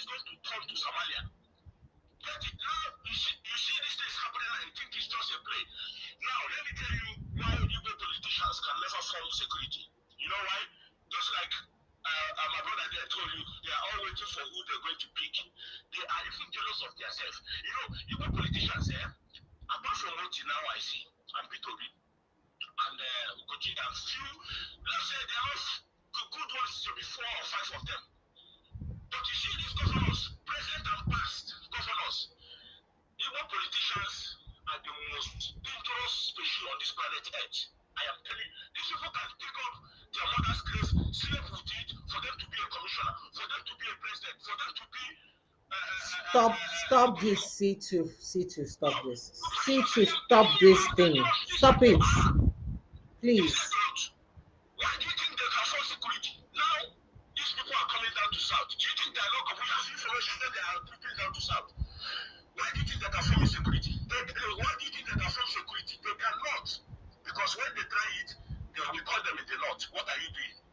That is the reason why they hate Nnamdi Kanu. We know all these days. We know all these days. They hate Nnamdi Kanu because Nnamdi Kanu refused to listen to them because they are all compromised. All Igbo politicians have their boyfriends in the north.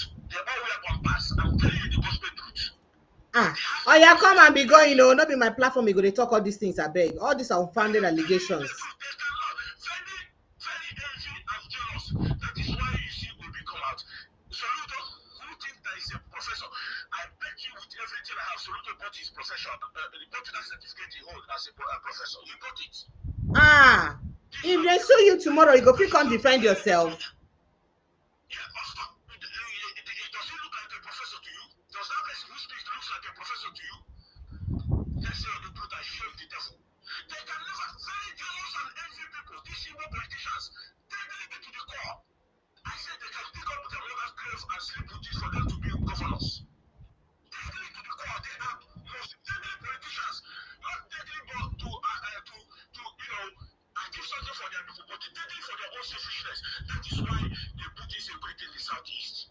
And they said that it's IPOB and ESM, thinking that they can deceive us, thinking that we have the information, and Amnesty International has information. It wasn't not, it wasn't IPOB, it was them. It was them from Wahi and his school. They know themselves, and they know that whatever we say is the truth. Look at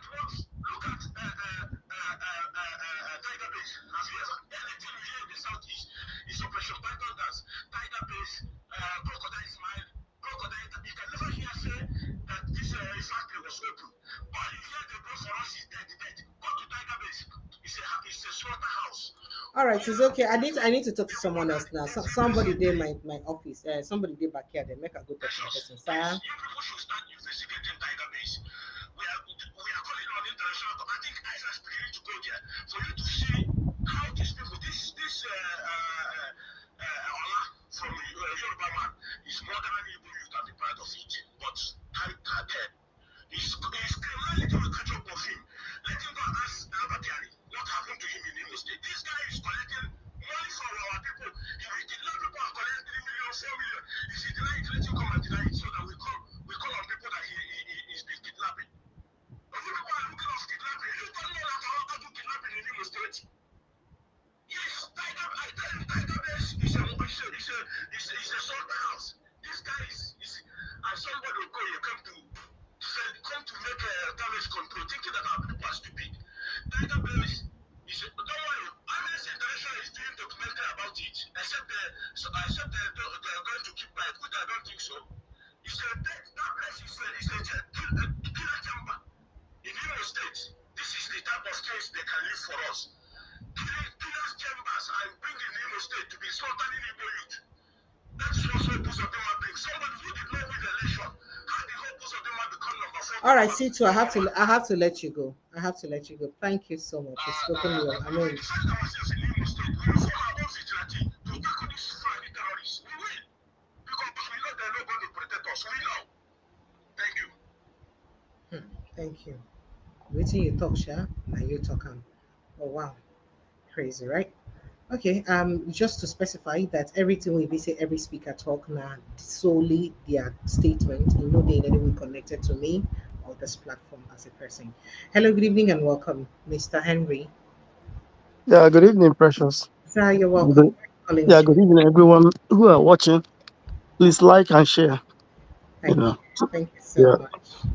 Yeah, me, yeah, I don't have much stuff to say. For the fact they have gotten the names of those who are involved in financing this terrorism, because they need to cut they need to cut the head, because as soon as you cut the head, everything will go. So those ones they have gotten, they have to hold them responsible. Then since the Americans government are involved, at least those names should be furnished to them. Even if our government cannot do it, but we know that those US, they don't want to use their ear to hear that kind of mess, because terrorism is a very bad thing. I mean, terrorism causes a lot. It can even shut down the whole entire continent if it's not well managed. So as soon as they have gotten the name, they have to. It's better that the American government investigate and do their due diligence, unlike our own government, because we know that our own government, they don't have the balls to do all those, to do the needful. So I'm happy that they have gotten the names.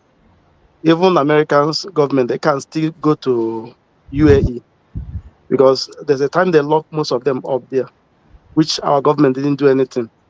So all those places, the money travel, they can see how the money goes. For the fact it's a money transfer or wire. So they know all those places. So all I just, you know, plead the US, let them take in charge in all those things to get all those people, and prosecute them, since our government cannot do it.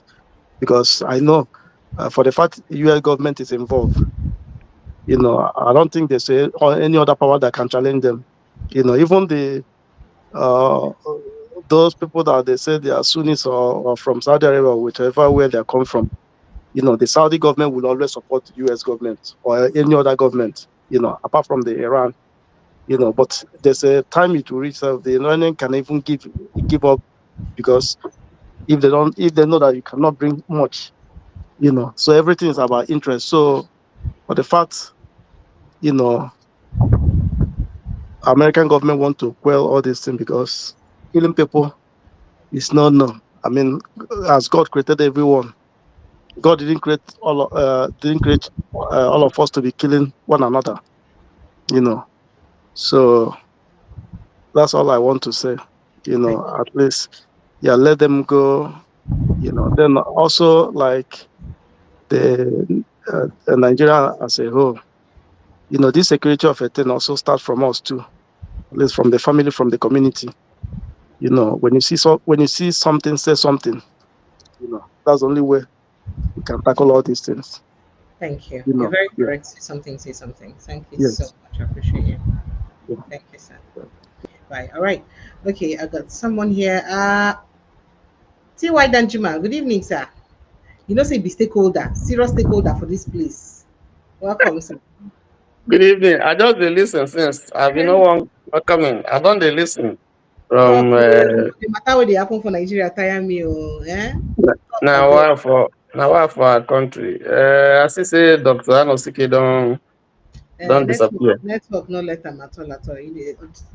Should be person not come back to this in the country. Network don't get problem. Now Now wow. always problem with that, It's part of the problem. Precious. sir. See, one question we should be asking now. Hmm.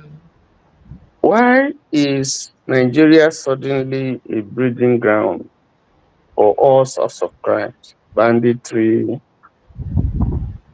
insurgency, terrorism, kidnapping, um, Is there all really kinds a of. crime such as is there really a crime like banditry or a crime in guise of banditry? I mean terrorism in the guise of banditry. No, you have to separate them, because if you look at the character of the nature of violent crimes that we don't they get, particularly transnational crimes, this thing we don't get. When you say terrorism, you refer to a very specific type of You are probably referring to insurgency. You know, when you say it is not the same thing as banditry. Now, the crimes that will come as banditry could be the one where you have herdsmen committing, militant herdsmen, where they go, they attack people, they destroy their farms, they take people land, they buy people in the process, they rape and all that.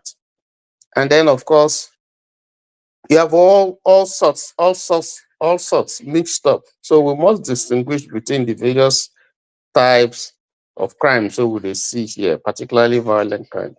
There are people where just they know the where they kidnap. That's their job, and for them, na business is a big business for them. There are people where they involved in illegal mining, but in the process, they have to arm people to protect the places where they mine. They have to empower them, you know. So they have to recruit people. You know, they have to seize territory. They have to drive people who live there originally or we get that area, you know, so they can carry out their mining, um, illegal mining business, quote and unquote. And it's scattered all over. It's not only in the north because we have a tendency of thinking, oh, it's Zamfara. You know, when I checked, it's all over. It's in Ebonyi, it's in Benue, it's in Plateau, it's in because Nigeria is really endowed with all kinds of minerals scattered all over the country, and even rare earth. I was just looking at some information that was cross-checking. Nigeria is third, in Africa in terms of rare earth endowment. First Tanzania, second South Africa, and then Nigeria is number 3. And we have them scattered all over. So the attempt to mine this thing, both foreigners and local people where they involved, engage in banditry. That's not terrorism, even though terror, that's not terrorism. So what I'm trying to do is to separate some of these things, these crimes. Kidnapping is also entirely a different thing. Most people do it for money. They don't seize territory. Those who do that they stay in the forest, and then they just target people who are traveling and so on, and get information from But maybe. the problem with this type of terrorism is that they are killing people. They are killing real human beings. Some they Yes. kill with them, or they are unable to pay their ransom. Yes. Yes. So So, that what I'm saying is how how and when how, how you have people invade a community and yes. kill some, abduct some, is that not terrorism? They Well, kidnap some people and they kill some people in the process in mass. So, is that not terrorism? I don't understand. yes, you can say that is terrorism if you look at the definition, but it can also be banditry because now bandits they do that kind of a thing. So but I don't I'm not understand it. here. If it's banditry, what is the definition of banditry? Now that's Outlaws. Just hold on, outlaws. The yes. outlaws are committing a terrorist crime, a terrorism crime. So what is the name of the offense so that they commit, Gongo? Is it not terrorism? No, When you get you somebody, see, a if group you of look people at enter inside a village, shoot at unarmed people where they sleep, children, rip some women belly open, do all sorts of rubbish. You call that banditry? that won't be Arrest, banditry. kidnap, No, that kidnap some of the women, no, some that of the won't be people. that will not be defined. If they go in there armed and they go and shoot people and take people away, that cannot be banditry. That would not be Is there terrorism. any of these people where they kidnap, where they go without being armed? That's the point. They always go armed and they Yes, but always attack unarmed people. So that is yes, why it's terrorism. no, they don't take territory. Those where they kidnap, those they take territory. They know they take territory. Who be the people okay, so those bandits then where they kidnap, they're different from the headsmen and we say don't take over some villages. They are No, I different from want this. I want you to look at the character of this crime that they commit. They are all different. I The people understand. where they Of the course I people where understand. they go kidnap, their sole aim not to make money. Okay. In the process, And that is the point I am disagreeing with you, sir. yeah, I'm no, so hold on, sorry. no, No, their hold on. sole aim is not to make money. And I think that's what, see, when they attacked the Abuja Kaduna Railway, They killed a lot of people in that incident, and they still made money from it. They achieved two things at the same time. That's the No, point I'm but trying to make to you. So but they were we not. shouldn't water down. No, you're trying to water down the criminal No, aspect of their actions. Let's no, okay. Go no. ahead. Criminality is criminality. You know, all of them come under the same definition as crime, but these crimes have different subheadings. There are people. There are people. You know, because to subdue people, you have to use a weapon. You have to. You know, if you take mouth, thief no go enter somebody's house. Just use mouth. You go carry cutlass or you go carry a weapon when you think say go fit take subdue the person. Okay. So if he goes there armed, he becomes an armed robber. If he goes there is not armed, you can't call that an armed robber, but it's robbery. See why don't you So master? See why yes, don't you master? The different faces of criminality what we get for our country today. yes, We get a group of people where they call themselves bandits, right? Where they operate around Zamfara, Niger, Sokoto areas. We don't impose levies on even communities. We don't enter inside communities, kidnap people. Some of them kill them. Some of them impose levies on them. Some of them abduct them. Tell them say they go pay social ransom. Then we get the ones that we say they operate between Benue, Plateau states, where they say them be pastoralists, where then they blame on armed Fulani militias, where they feel just enter inside community like this unannounced, begin shoot, they clear people. Those people don't do wonders for Plateau, for Benue states. Some of those people they even go as far as what's happening for Yoruba, where they lock people inside their houses, burn their houses. None of these people then will never kill. None of these people will they mention. And I need to talk about the Boko Haram people. Those ones are the ones who did for Borno, Northeast. Those ones they did different. The ISOP and Boko Haram, they did different. Now, these two categories of people who are in name now, none of them will never kill people or when they kill. The people will abduct Reverend Achi. They are bandits. Why did they kill him? Reverend Achi not be the first people where the person where be say the bandits them don't kill before. So if all of them at one point or the other don't kill, why are we calling their action just banditry and business? okay. Let me ask you a question. An armed robber goes into somebody's house and kills the person. Is he a terrorist? Is he a bandit? If an armed robber enters inside somebody, one person's house, and kills the person in that process, that means the person an assassin. They say, "I may go kill the person." Okay. So I'm coming, except the person that maybe in the relation in the under the process in the process of robbing, the other person drag with them, argue with them, and want to little or maybe recognize them. He killed the person, make it be say recognize them or go spill in sin. That one, the person died because of that act of robbery. Will happen. listen, the So the point I'm qualification. trying to make is that the point I'm trying to make is that not one case, not two cases, repeatedly, these so-called bandits. What are you even talking about? Let's even make it clear. The people who will say they operate for Southern Kaduna, for Kaduna State as a whole, we call them bandits. Not be these people who don't destroy the lives of Southern Kaduna people. You displace communities. You say that that's not an act of terrorism. I don't understand you, sir. No, that's not what I'm saying. What are you That's not saying? what your argument is that if you kill people, you are a terrorist. That's what No, you're I am saying. not saying if you kill people. I am saying that if you kill people in the manner at which these people are killing people en masse, you're a terrorist. They're not just killing one person at a time. Sometimes they kill No, more. you know, the definition of banditry and terrorism they are not synonymous. They're two different things. You know that now. Okay, I You know you vex, know make I break now you're and down. supposed to I teach go me. on top of Google, make I enter inside. Bandits, a Yes, robber or outlaw belonging to a gang and typically operating in an isolated or lawless area. good. Good. And they come on, we could check banditry. Because you see this argument, not vex, because it's really, and I feel like I don't want to have to seem like I'm insulting the graves of the people who don't die because of their activities. Banditry refers to the criminal practice of armed robbery, kidnapping, extortion, and violence, often outlaw groups, bandits, and brigandage or brigands in lawless or remote areas, characterized by the use of force for material gain, and can encompass gangsterism, marauding, or terrorism. Hello, sir. Okay. Give us terrorism. Or terrorism. Okay, give us terrorism. Screenshot and from the system at the reader. Or terrorism. That means in the act of banditry, you fit commit terrorism inside. No. When can lead to the other, and which is what we have seen clearly in Nigeria today. No vex, I get caller. Make I pick the caller call. And they come back to the top. Hello, good evening and welcome. Please help me speak up. I can barely hear you. Your voice is very faint.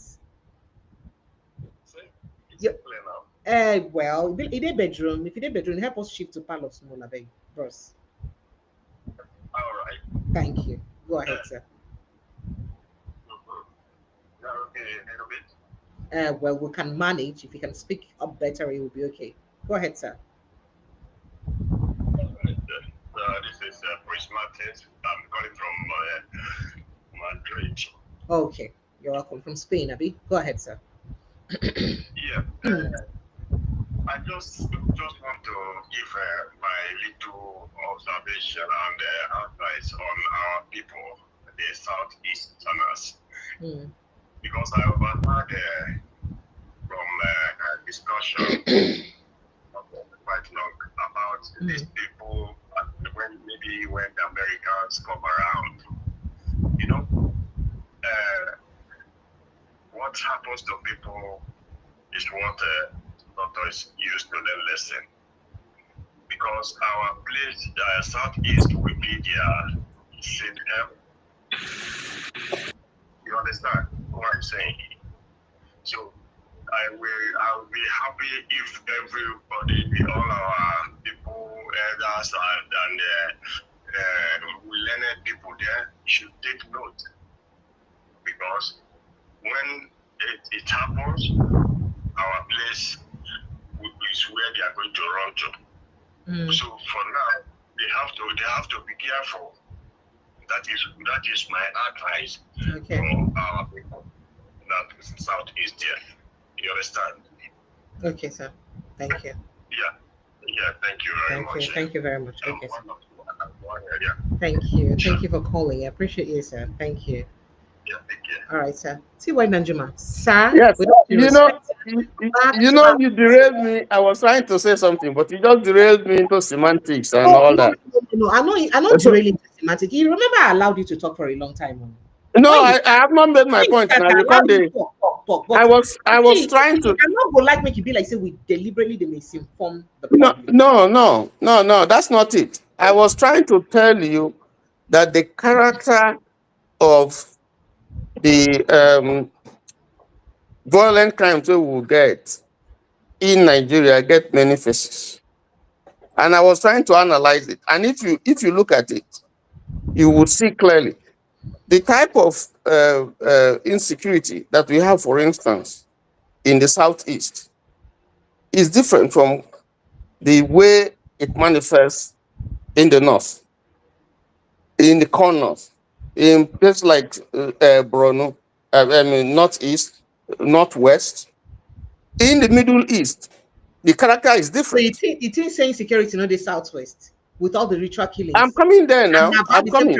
If you go to the South, when you see Asawana, you see General Asaboa, you see what is his name, Asara Dokubo, and so on. The character of what is happening there is also different.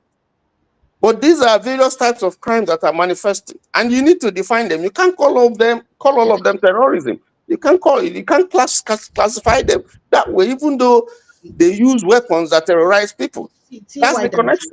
T.Y. Danjuma, I get your point. However, my problem with you, or the clarification I like to make, now you telling me or trying to water down bandits, the activities of armed militia men, armed Fulani headsmen, we don't chase out, wipe out communities. People, their IDP camp now because of their activities. You thought they will be terrorism in the commit. No, that's the point I'm to make to you. There's nothing that I have said that suggests that. I'm just trying to say Okay. that if you look, okay, maybe I'm not communicating properly. Maybe you did not communicate properly. I think Yes, I prefer to understand. the point that I actually wanted to make is, why has Nigeria turned to a heaven for terrorists? That's what I said. For bandits, for kidnappers. I think that's where you got, you misunderstood me. For all these types of violence, and particularly when it comes to people who come from outside, why has it become a breeding ground for, because if you go, that's what Mali, for instance, is facing now. That is what Burkina Faso is facing now. So I was trying to say, why is this so easy? Why is Nigeria, a major center in sub-Saharan Africa for, this sort of thing that is happening?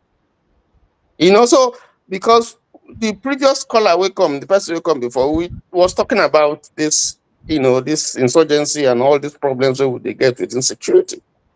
And I wasn't prepared to go into this argument whether which one is banditry, whether they're the same thing, or whether No, the only reason I the only reason I that's not. responded is that you said that we should be careful not to see all of them as terrorists. That some of them are bandits. No, I'm not sure I said that. I'm saying that if you take Borno, if you take Borno, for instance, hold on. You categorized Yes, the crimes. yes. I was saying that the character. I was saying, like, based on their character, the bandits, they're different, and their actions they tantamount to terrorism, and that's the point. No. I said I used the word the character. I said character. To you. You said that the activities of the bandits are... Wait. Let me explain so that we're not going to take more time. All right. There are people who specialize in going to churches. They attack churches. Let's leave church out of this. No. There are places where, you see, if you look at it, you see the mistake where would they make? You say, in Nigeria today, and that is, there's nowhere in the world where you have such concentration of all kinds of insurgents, in the country. You have Al-Qaeda, which split and became ISIS, and they are here. From ISIS, you have ISWAP. From ISWAP, you have Boko Haram. From Boko Haram, you have Mahmuda, you have Lakrawa, you have Ansaru, you have Walla Walla, and you have so many other groups that we don't understand that are not even named. All of them festering.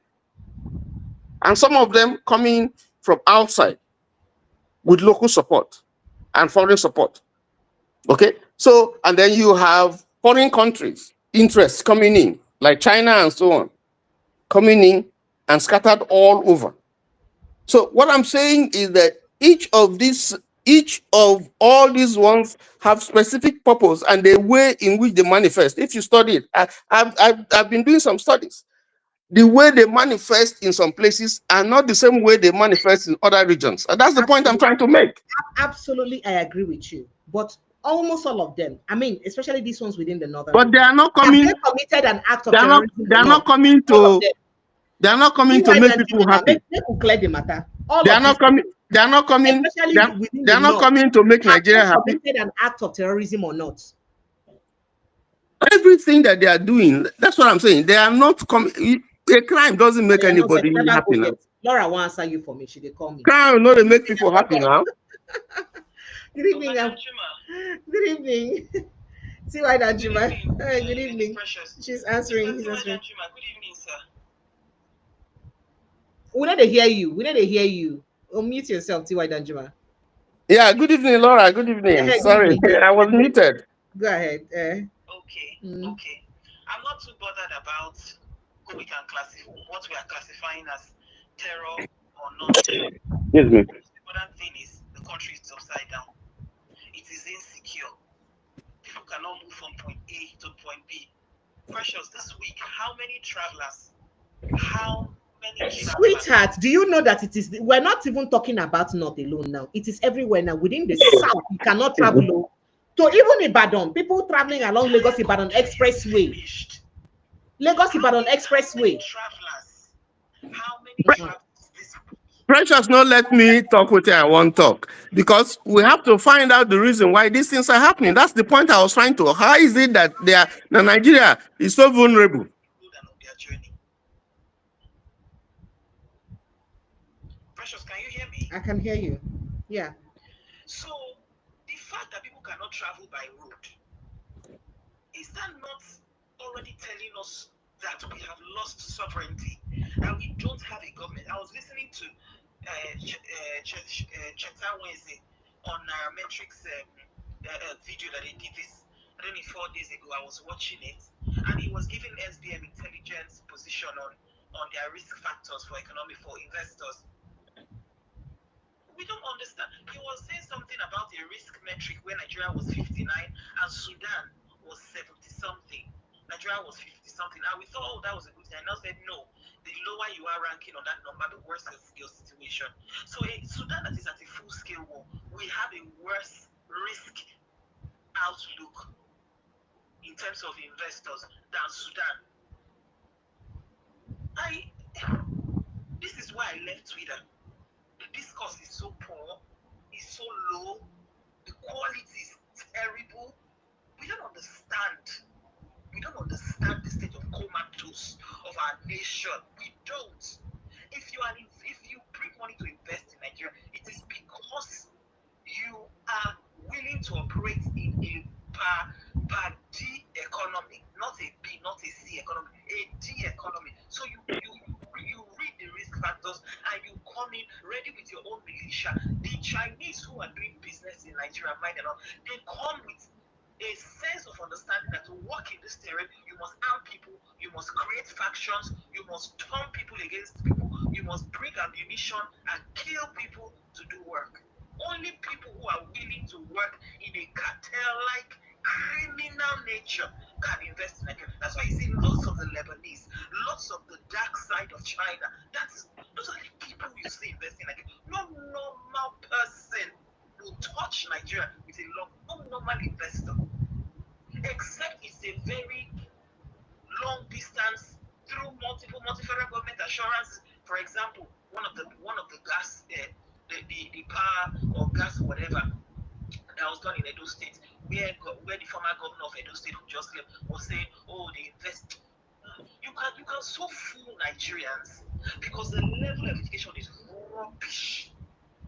Rubbish. I was last year when Edo State was going to do elections, PDP governor, I'm sorry I digress, PDP governor, what's his name, the immediate past governor, kept saying, Obaseki, oh, we invested, there are 2 power plants in Edo State, powered by gas. I think one is thermal, one is gas, one is Osisio something thermal plant, and the other one is something. And the governor, the then sitting governor was saying, oh, we spent this much money to bring these thermal plants to Edo State. Do you know, it is an insult on the people of Edo State that nobody could shut this man up and say, no, you are lying. The entire Edo State budget for the last 30 years cannot set up any did not set up that power plant. And we were on a call on Twitter, and I told everybody, are we idiots or are we what? Because the way our politicians talk to is a demonstration of the fact that we are, I don't want to say we are 200 million foolish people. I simply went on Wikipedia and I read out the 14 investors. Canadian pension fund, Norwegian, I was calling all the pension funds. It took 14 major investors in the world to come together to create that one thermal point. Do you know how broke you are as a nation? Nobody regards you. Nobody in the international award stage of things, you don't exist. You are just like Eritrea. You just seem to have oil. That's all. The entire budget, entire Federal Republic of Nigeria, how much did they say it was? What did they say it was? 15 billion for a year, of which the diaspora brought in 20 billion. The rest of it, 30 billion, is what 200 million people share. Don't you see how poverty-stricken you are as a nation? Don't we see that we need to. But how can you elevate the discussion when 90% of the people are seriously educated, of which are seriously uneducated, of which the educated people have a useless quality of education? That the sitting governor in an election will tell you, I, Edo State governor, we spent budget money to bring a thermal plan, and the person in the TV station cannot say no. 14 foreign investors, including major pension funds. You know how wealthy pension funds are. The pension fund of Canada, so something called the pension fund, so the pension fund of Norway, so pension fund of this. Crazily risky investment, and they made sure that it was routed through a tax haven like Malta. We're talking of money that Edo State we know for 100 years. We're talking of money that Nigeria did not see, and the governor can just stupidly tell you. Can you help us come back to the matter of discussion after giving us the example? It's so annoying. Sorry. We are talking security. The level of the discussion is something I don't want to even be involved, because I tire for Nigerians, and Nigerians deserving for us to solve this insecurity. And we look at this. Precious, I only have 1 or 2 lines to say about these sponsors. Anybody's name you see that they are mentioning, those are the actors for the real people behind the scene, as far as I am concerned. Anybody that you can see their name mentioned as sponsors of terror, they are the public face of the private actors. What you see happening in Nigeria can only be done by the permission and as a tool of governance, of government. When Tinubu came into office, who did he attack for the financial situation where there was a restriction of cash, which the APC did not find money to buy the election during the last presidential election? It was Emefiele. But did Emefiele act on his own instructions? No. Till now, he has not responded to Buhari or anybody who gave him instruction. No, they are acting on behalf of the government. Malami and Co, all those we are calling, they are the official people in office who did the bidding of the government. The level of insecurity in Nigeria can only be done by a government. It is a government willing, deliberate action to say, I will not go after these people. Listen, there is a clip I want to forward to you where Majid Dahiru. Well, by the way, we have him on Monday. I'll confirm that tomorrow. He's you practically forced me to bring him to this platform. So yes, he's obliged. The level of the conversation needs to be elevated. See, there's a video that I need to send to you before Majid Dahiru comes. Okay, I'd love to see that. I kindly ask that you use as part of your research I'll to prepare questions. Of course, I'll do that. He was explaining the Sudan situation. When Christians were being killed in Sudan before Sudan fought a civil war and split into South Sudan and Sudan. Majid explained in that video that it was the government of Bashir Omar, the president of Sudan, who was paying the Janjaweed, the guy who migrated from Chad because of his radical Islamic view of causing terror in Chad, and he was chased out of the country, and then he was invited into Sudan. It was the government of Sudan, from the presidency direct, who empowered him to do the killings and the militia work in Western Sudan and parts of Sudan that caused the war that split the country. Now, those Janjaweed, then they were not Janjaweed, now they call them Janjaweed. Those Janjaweed are some people they empowered, now fought the government later when the government of Bashir Omar fell. This insecurity you are seeing in Nigeria, do the bandits look to you like people who have collected a 100 million naira ransom? Is it not clear that those people who are collecting those ransom are remitting to somebody? Come on. All these people and all these people they are calling, they are just people who were physically in office, just like this former CBN governor, Emefiele. These are people who did the bidding of the government. The level of insecurity you see in Nigeria today is funded on a government level. Without a government willingness, no government will cede their sovereignty. No government will govern the states with bandits. Because by the time Buhari was leaving office, almost half of Niger State was under bandit control. Farmers were paying taxes. I put it to you that the main sponsor of the insecurity we had was Buhari and his government. It was a government policy, it was a government position. Why you think so?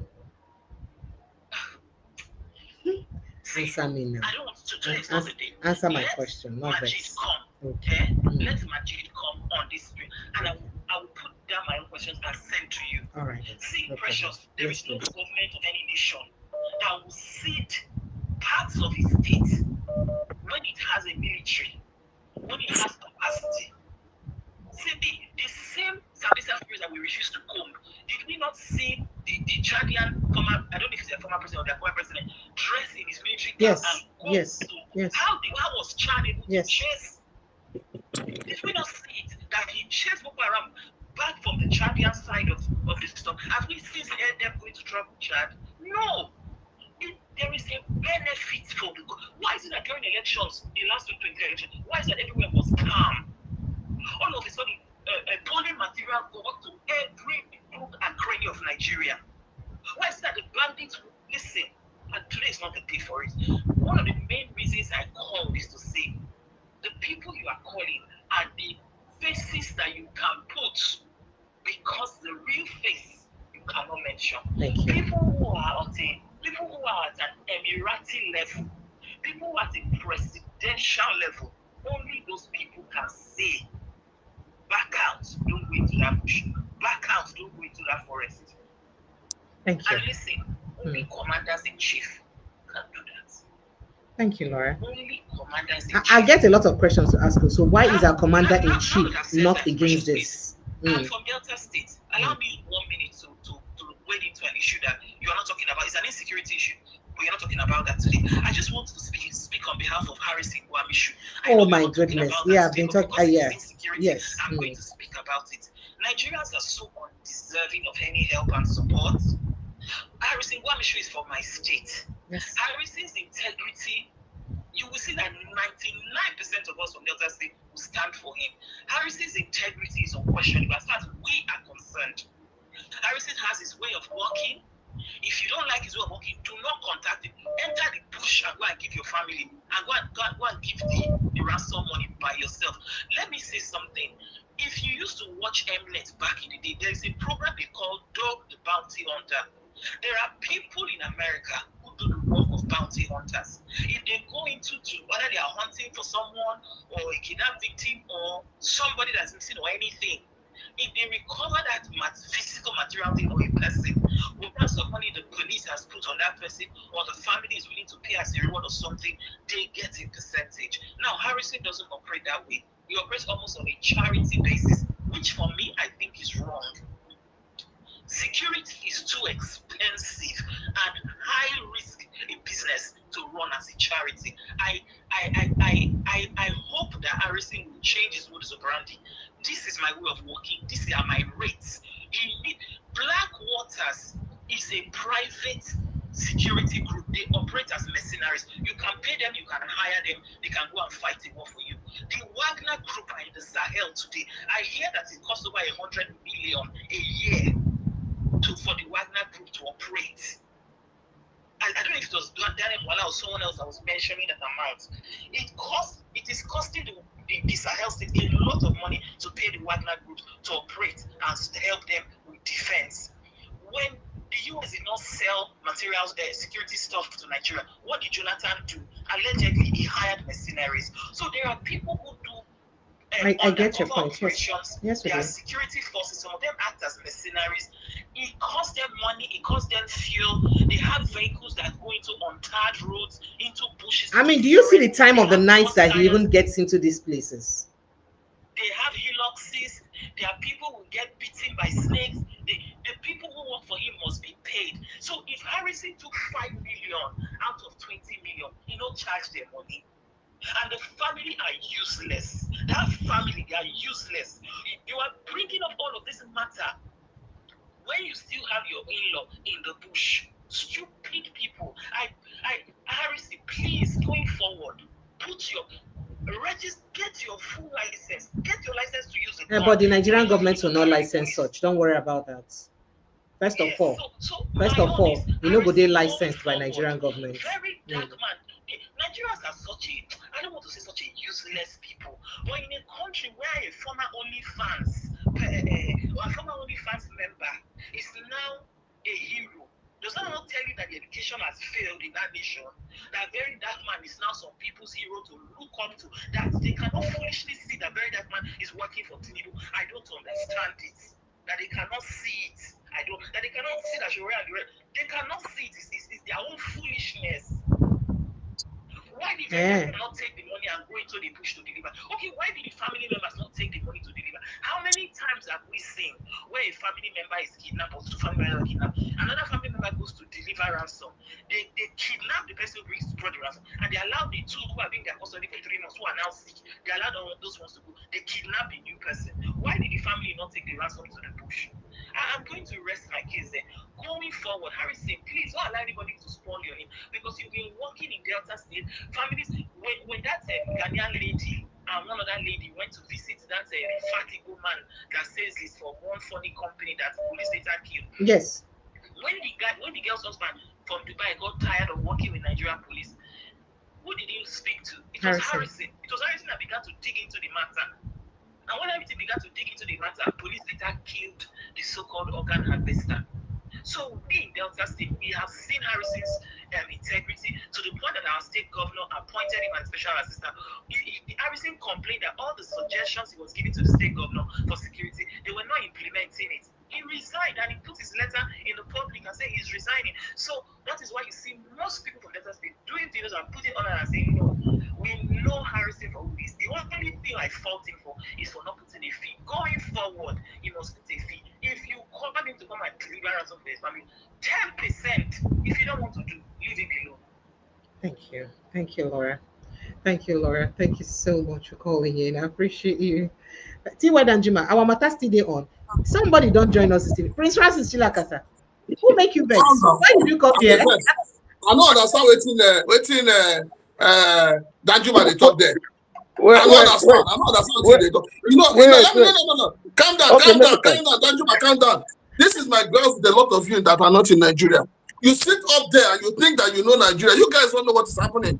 You guys, if you want to understand what is happening in this country, come back home. Come and join us. Then when you join us, and you will understand what is happening. There is no demarcation. A terrorist, a bandit, they're all the same. When people begin to categorize them into different classes, we're making a big mistake. Because one thing they all have in common is that they go about killing, they go about maiming, they go about taking over people's property. So we must be able to say something is evil. Evil is evil, no matter how small it is. Anyone who decides to take another person's life without any cause, anyone who decides to do that, whether the person is small, whether the person is big, that person is a criminal and must be treated as such. I totally disagree with you trying to compartment them. Because when we do that, we are also doing what the government is doing by saying we want to reintegrate and rehabilitate them. You do not rehabilitate a criminal. I have heard you. Did you hear anybody in the platform say that these people are not criminals? No, you're trying to. Just hold on. No, you're trying to put them in compartments. Please don't do that. No, this is the problem we have. Because you have made your point. People will say, "Oh, Danjuma said these people, all of them are not bad. As long as you are carrying arms that you are not legally authorized to carry, you are evil and you should be killed." That is my position.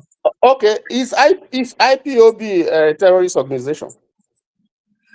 In Nigeria, according to Nigerian government, according to Nigerian law, forget about what Nigeria is saying. Calm down. We must. You are in Nigeria.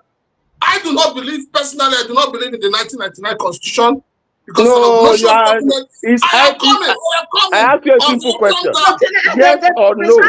Make I help and answer the question. I ask you a question. Yes or no? Danjuma, has IPOB killed people in the manner that the bandits? No. Hold on. I ask a question. I ask a question. You are dancing around. Is IP Is IPOB if IPOB has no, hold on now. Don't. Oh Lord, you are dancing. You are dancing around. You see, Let me you answer see, you. you have. You need to understand. Wait, You have Danjuma, put the yourself question in you a ask, problem. wait, now, Danjuma, the question you ask is not a question we will answer without giving explanations. No, it's a According yes or no to thing. Nigerian Constitution, It's a yes or no according thing. to Nigerian court, IPOB was prescribed in only in Nigeria. Hold on now. That's why I'm asking you. I'm asking you a question. Don't dance around it. Is IPOB a terrorist organization? I'm asking a question. It is not Yes a terrorist or no? organization. It is not. It is not. Fine. Okay, but they carry arms. Anyone in IPOB, let me tell you, No, anyone in hold on now. IPOB Because that carries you arms should be arrested and dealt with. Because you and Precious, you are trying to give a different interpretation to what is crime. Okay. No, we are not. Now, it's not a crime. How is it not a crime? If you're No, that's what you're saying now. That's what you're saying now. No, listen. don't misquote me. If you're a member of I want to be very clear. And you're carrying arms and you're kidnapping people, you should be treated as a criminal.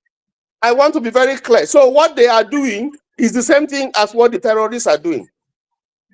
As long as you're carrying arms. Are they doing it in the same manner the terrorists are doing it? No. If they're doing it in that same manner, that means they're terrorists. No, hold on.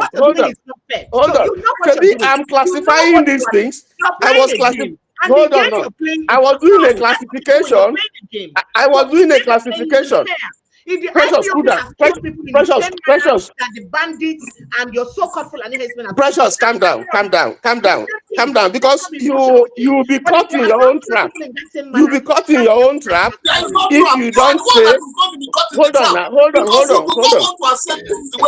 Hold on. We must be that's why. Then calm down. We all must be very honest with ourselves. Have you ever seen anybody living the southeast? You call them IPOB. Have you seen them go to the north to kill people and take over their land? Okay, so their own crime is different from the ones that the terrorists commit. That's what you're saying. You haven't answered the question. I'm asking you now. I'm asking you. When you say bandits, no, listen. The bandits are fighting in the middle belt. I am trying to. How many persons have you seen as an IPOB member that has don't be emotional. Don't be emotional. We are trying. People are listening to us. Okay, and you have said something. You said something that I should not. Hold on now. He's been waiting. Okay. All right. Thank you. So sorry, sir. Oga Tony Chukudi. Good evening and welcome. Good evening. Precious and UI and Prince Chilaka. Prince Chilaka, I beg, you need to tell us when you're always online so that we can follow your channel to shout and all these things. So that's one, because Precious always say, but he never told us the time or whenever you're. Anyway, then I joined this thing very late. So, but as I joined, I was hearing TY Nanyuma talking. Said, why these people that are sponsoring or their name is there or whatever are doing what they are doing in Nigeria? I don't think somebody, to ask that question, that just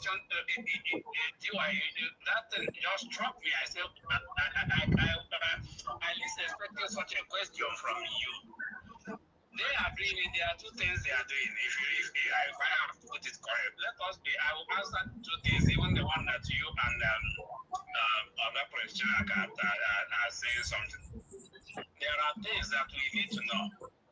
And the insult that also we receive from diplomatic insults or we receive from former Prime Minister of UK, Boris Johnson. So, and everything that the lady that spoke before said. You see, there are things we need to know. These guys are there to invade. these guys are there to kill and take money. If there is nothing you will tell me that we need to know their reason. What is their reason? It's just to kill and take the land. It's just to do thing and then take the land. In Sahel, those countries in Sahel are fighting this. They are in our country killing and they are moving. People can't even travel now, even from anywhere. They are all over everywhere. And somebody is asking, what is the reason behind what they are doing? The reason behind what they are doing is what you are seeing. They kill, collect money, take over the town or take over the land. And there is something we need to understand. I don't know if anybody has noticed this. When there used to be a time I had to speak with all these northerners coming from the north. Whenever they come with the truck, they always see the houses in Onisha, Awada, and all these things. They always believe that all these things have been built by Nigerian government, that the government left them. I spoke one of them, I said, all these things you are seeing are post-individual level. There is no government thing in it. And that mentality is what is always in most of their head. That is the Nigerian model is always in the southeast and north, because when they are there, they see the type of houses there, and that is the mentality they have, and to kill and get things. They are everywhere. Even the people that when you build your house, you leave your house and then travel. You put them in another one, the one you are talking with is very obvious. If somebody rob with a gun and the other person rob with a gun, we have to call these two people armed robbers. But if the other one didn't rob with a gun and the other person robbed with a gun, or the other person didn't rob with any weapon and the other person robbed with a weapon, there is no way you can call these two people armed robbers. So somebody that is committing terrible crime all over, yeah, and then doing so many things, and they never for one day call them terrorists. They keep on using bandits, and even sometimes they feel that calling them bandits is too heavy. They will use a similar thing. Oh, these are kids who didn't go to school, who are not educated. You know, some of us, this thing is annoying us, because when you see the type of crime these people are committing, and the so people who are supposed to put it up, if you want to stop seeing, you can't see what the name is. Thank you. You cannot be painting it. Thank you, sir. Thank you, sir. Thank you. Thank you. See, why, Danjuma, I'd like to ask you just one question. Why do you think the United States of America, where you are, have proscribed the bandits, Mieti Allah, Fulani herdsmen as terrorist organizations? I'd like to know. And are yet to proscribe the IPOB as terrorist organization? You're in the United States. Please explain to us why. You see, the argument that people are making. No, I mean, based on your categorization, why do you think? No. Don't stretch. Enlightened with security. So I would like to make you tell us. You dare United States. The same United States where you did don't proscribe, they refer to Fulani militias, the ones where they cause this problem, as terrorists. They refer to the activities of the bandits as terrorists. You know that, right? So why have they named them bandits, right? And have refused to name the IPOB? I want to know. Please tell me. No, so what's this argument for? This argument is stretching away from our original. No, it's not stretching. It's the same conversation we're having, sir. Are you saying? You are categorizing the crimes and saying that make we not look hold on. And after you say inside the banditry, then they commit an act of terrorism. That's the point we make. Okay. What do you want me to say? Let me answer your question. Right. What you want me to say is IPOB are good people. They don't kill people. How can they be good people and they don't kill people? And I asked you first. No, hold on now. Hold on. Now I'm trying to answer your question, because you said that if people are armed and they carry gun and they kill people, is all crime. Okay, and you said that we should not separate them. Okay, but now you are separating them. No, I said to you here that if IPOB have killed people in the manner that the Fulani militia have killed, they kill people. And have committed, just hold on, and they have committed the offenses that these so-called bandits have committed, please, they are terrorists. I said it. They are terrorists. I'm not. They are if they have done these things, And you are agreeing with me. You are agreeing with me that you can categorize them. That's what you're saying. You are categorizing them. Same thing you are accusing me of. Because they have not done what these people have done, therefore it's not a crime. Can you remind me the crimes that the IPOB committed before, prior to their proscription? Listen, let me tell you. Listen, now, when the crime, hold on. And then hold on now. Are you still aware that the same Nigerian government is here to prescribe the bandits? Oh my God! Forget about what crime is crime. Forget about. Oh Lord! Why this thing is not about winning an argument. Precious. This thing is not about winning an argument. We are saying. I am saying. Listen. If you say that I should not categorize them, but you are categorizing IPOB, you are saying no, IPOB is different. No, you are saying it's different. You say they commit crime, but their own is different. That's what you're saying. That's what you're saying. No, you brought crime is crime. That is what Prince Chibaka said. Crime is crime. That's why crime is crime. Crime is crime. So if you are accusing me that I'm categorizing them, you are also categorizing. No, yes.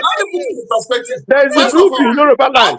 There's a group in Yoruba land that is also bearing arms and that took over the secretariat. Is a crime. Crime is crime. But all these crimes have different characters. They manifest in different characters. You can't doubt that. You can't dispute that. But crime is crime. Calm down. You ask the question. Precious, hold on, please. You ask the question. We must first of all define the two people we're talking about, the two groups, so to say, because in one hand we have the bandits, the Lokalawa, who have broken into Boko Haram. It started from Boko Haram into what we have today. Precious doesn't want you to use the word bandit. That's what he's quarreling with. Because I use bandit. Please let me finish. On the other hand, you have IPOB. This conversation did not start like that, you know. I use terrorists. I said terrorists. I said bandits. I said kidnappers. I use all of those. I said all those ones. I'm saying something. Let me finish what I'm saying. Now, if you look at it, you ask yourself, these two groups, because no matter what you call them, the two groups we have in Nigeria today, people, even IPOB has fizzled out. IPOB is a secessionist group. IPOB believes that they want Biafra. We must say it the way it is. There is no shame about it. That is what IPOB has a mission. They have a vision. They have what they're driving for. Now, when you bring it to the other end, the other side, where you have the bandits, look at Boko Haram, what do they want? What are they fighting for? What do they want? And then somebody will come out and say, negotiate with them. In what way are you going to negotiate with people you don't even know what they want? That is not what we are arguing. This is not something. No. This is not what we are arguing. Let me finish. These are people who will kill people, take over their lands, and push them into IDP camps. Tell me, how many people have IPOB pushed into IDP camps? How many people's land have IPOB taken over? How many? You see, as far as I'm concerned, I would say this to anybody. The whole thing started with Boko Haram.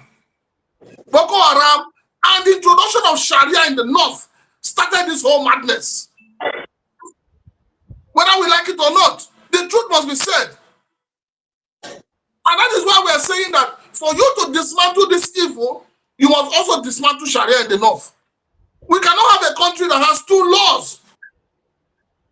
One law operating in the other in the north, another law operating in the south. You cannot have that in one country. Few days ago, the governors in the north said they were suspending mining operations in the north for 6 months. And I asked, is it the federal government that has been carrying out the mining? Or is it individuals? And these individuals are illegal miners. So if the oil in the south, which is the oil in rivers, Bayelsa, cutting across the Niger Delta, is being taken care of by government, and the revenue is going to government coffers, Where is the revenue of the mining going in the north? So we cannot address this issue. This is a hydra-headed issue. You cannot address it in one swap. We must address the little ones that have led to it. So there must be something of interest to these people. That is why they are killing and chasing people away. But for anybody to tell me that sin, not small sin, I know they agree with that one. No, all sin, not sin. Okay. So there's nobody who has argued here that all these manifestations are not a crime. I'm not sure there's anybody who has said that. And there's nobody that, if you are from what you have just argued, what you just told me, is that whatever IPOB is doing has a different character in terms of its operation. It has a different manifestation. Even in the process, they've killed people. We can't deny that.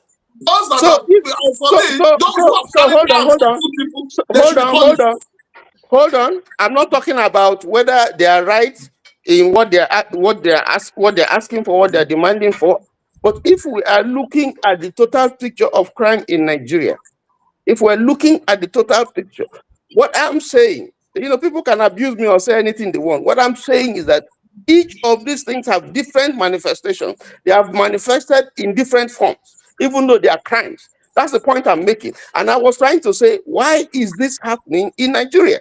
Why are all these things happening in Nigeria? Because there are countries, even in the Sahel region, where these things are not happening. So why is it happening in Nigeria? And it's important to address that question if we want to solve the problem. Because if we don't know why these things are manifesting, in whatever form, whatever way you call it, in whatever form of crime that you call it, then if you don't find the reason why, then you would never be able to address the issue. That is the point that we are discussing. Okay, now, all these ones that people are throwing aside, I'm categorizing this. Listen. You have asked a very critical question. Let me butt in there. If you're asking why, first of all, you must also say, why is it happening in the north? Why is it happening in the south? If you look at IPOB, why is it happening with IPOB? The first problem with IPOB, which IPOB has continued to talk about, is the marginalization of the Southeast. We all know that the Southeast in Nigeria today is highly marginalized. In terms of employment, in terms of government, the presence of government and federal government, in terms of blue economy, the marine and blue economy. So these are issues that the Southeast is saying, we are marginalized. We are not being treated the way we should be treated in a country we call our own. Now, when you move it to the other side, to the north, what are they agitating for? Until we know what they're agitating for, then we will not be able to solve the problem in the north. If you want to solve the problem in the Southeast today, let me tell you how to solve that problem. The first thing you need to do is make sure that all the states, if there are 6 states running across other regions, let Southeast have 6 states. That is 1. 2, in terms of government appointments, open the doors. If you're taking from other regions 5, take 5 from the Southeast. We need to balance it. When you balance it, I am telling you, the agitation in the Southeast will die. So what is the agitation of these people in the north? What are they agitating for? See why? What are they agitating for? I have asked you a question. Why answer the question. I am asking the question. I asked you a question. Why are these things manifesting in Nigeria? I have told you why it is manifesting in the Southeast. So I'm throwing back your question to you. Why is it manifesting in the north? Listen, the reason why criminality is manifesting all over the country, all parts, whether it's southeast, whether it's south-south, whether it's southwest, whether it's in the north, there are multifarious reasons. There are reasons why. What you are saying is just simplistic. It's just a simplistic way. It's just a very, very simplistic way of presenting the issues. The issues are multifarious. And until you begin to identify, because if you say it's marginalization, yes, Southeast is marginalized, but there are other places that are marginalized. Example. So there are other places that are marginalized. Example now. Okay, let me ask you. Which state in the country or which section is not marginalized? Tell me. You see, when you talk about marginalization, I think we must go back to please, no, Precious, hold on. Hold on. I know we are debating from your topic. We must go back to history. Nigeria is made up of 3 major ethnic groups. One, Zobia. Along the line, they broke Nigeria down into 6 geopolitical zones. And the question is, when you do that in a federating unit, what do you expect? That is where you fail. That is where you fail by saying that Nigeria is a contraption of Wazobia contraption is where you even fail. By even saying that Wazobia, that's the beginning of the failure. That's the beginning of the problem. No, please don't be emotional. I'm not emotional. Here now. Because I'm talking facts. the minorities are more than the Wa and Zo and Bia.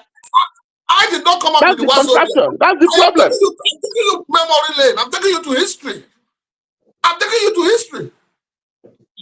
We have seen geopolitical It is that belief that Nigeria is made up of Wa, Zo, Bia that is causing this problem. It is that belief that Nigeria is just Wa, Zo, Bia. That is one of the fundamental issues that you have to address. Gentlemen, please, can I quickly take the call? Thank you. Hello, good evening and welcome. I never see you like this before. You shocked me this evening, though. Good evening and welcome. No, we have to say the truth. Good evening. No, you're not saying the truth, sir.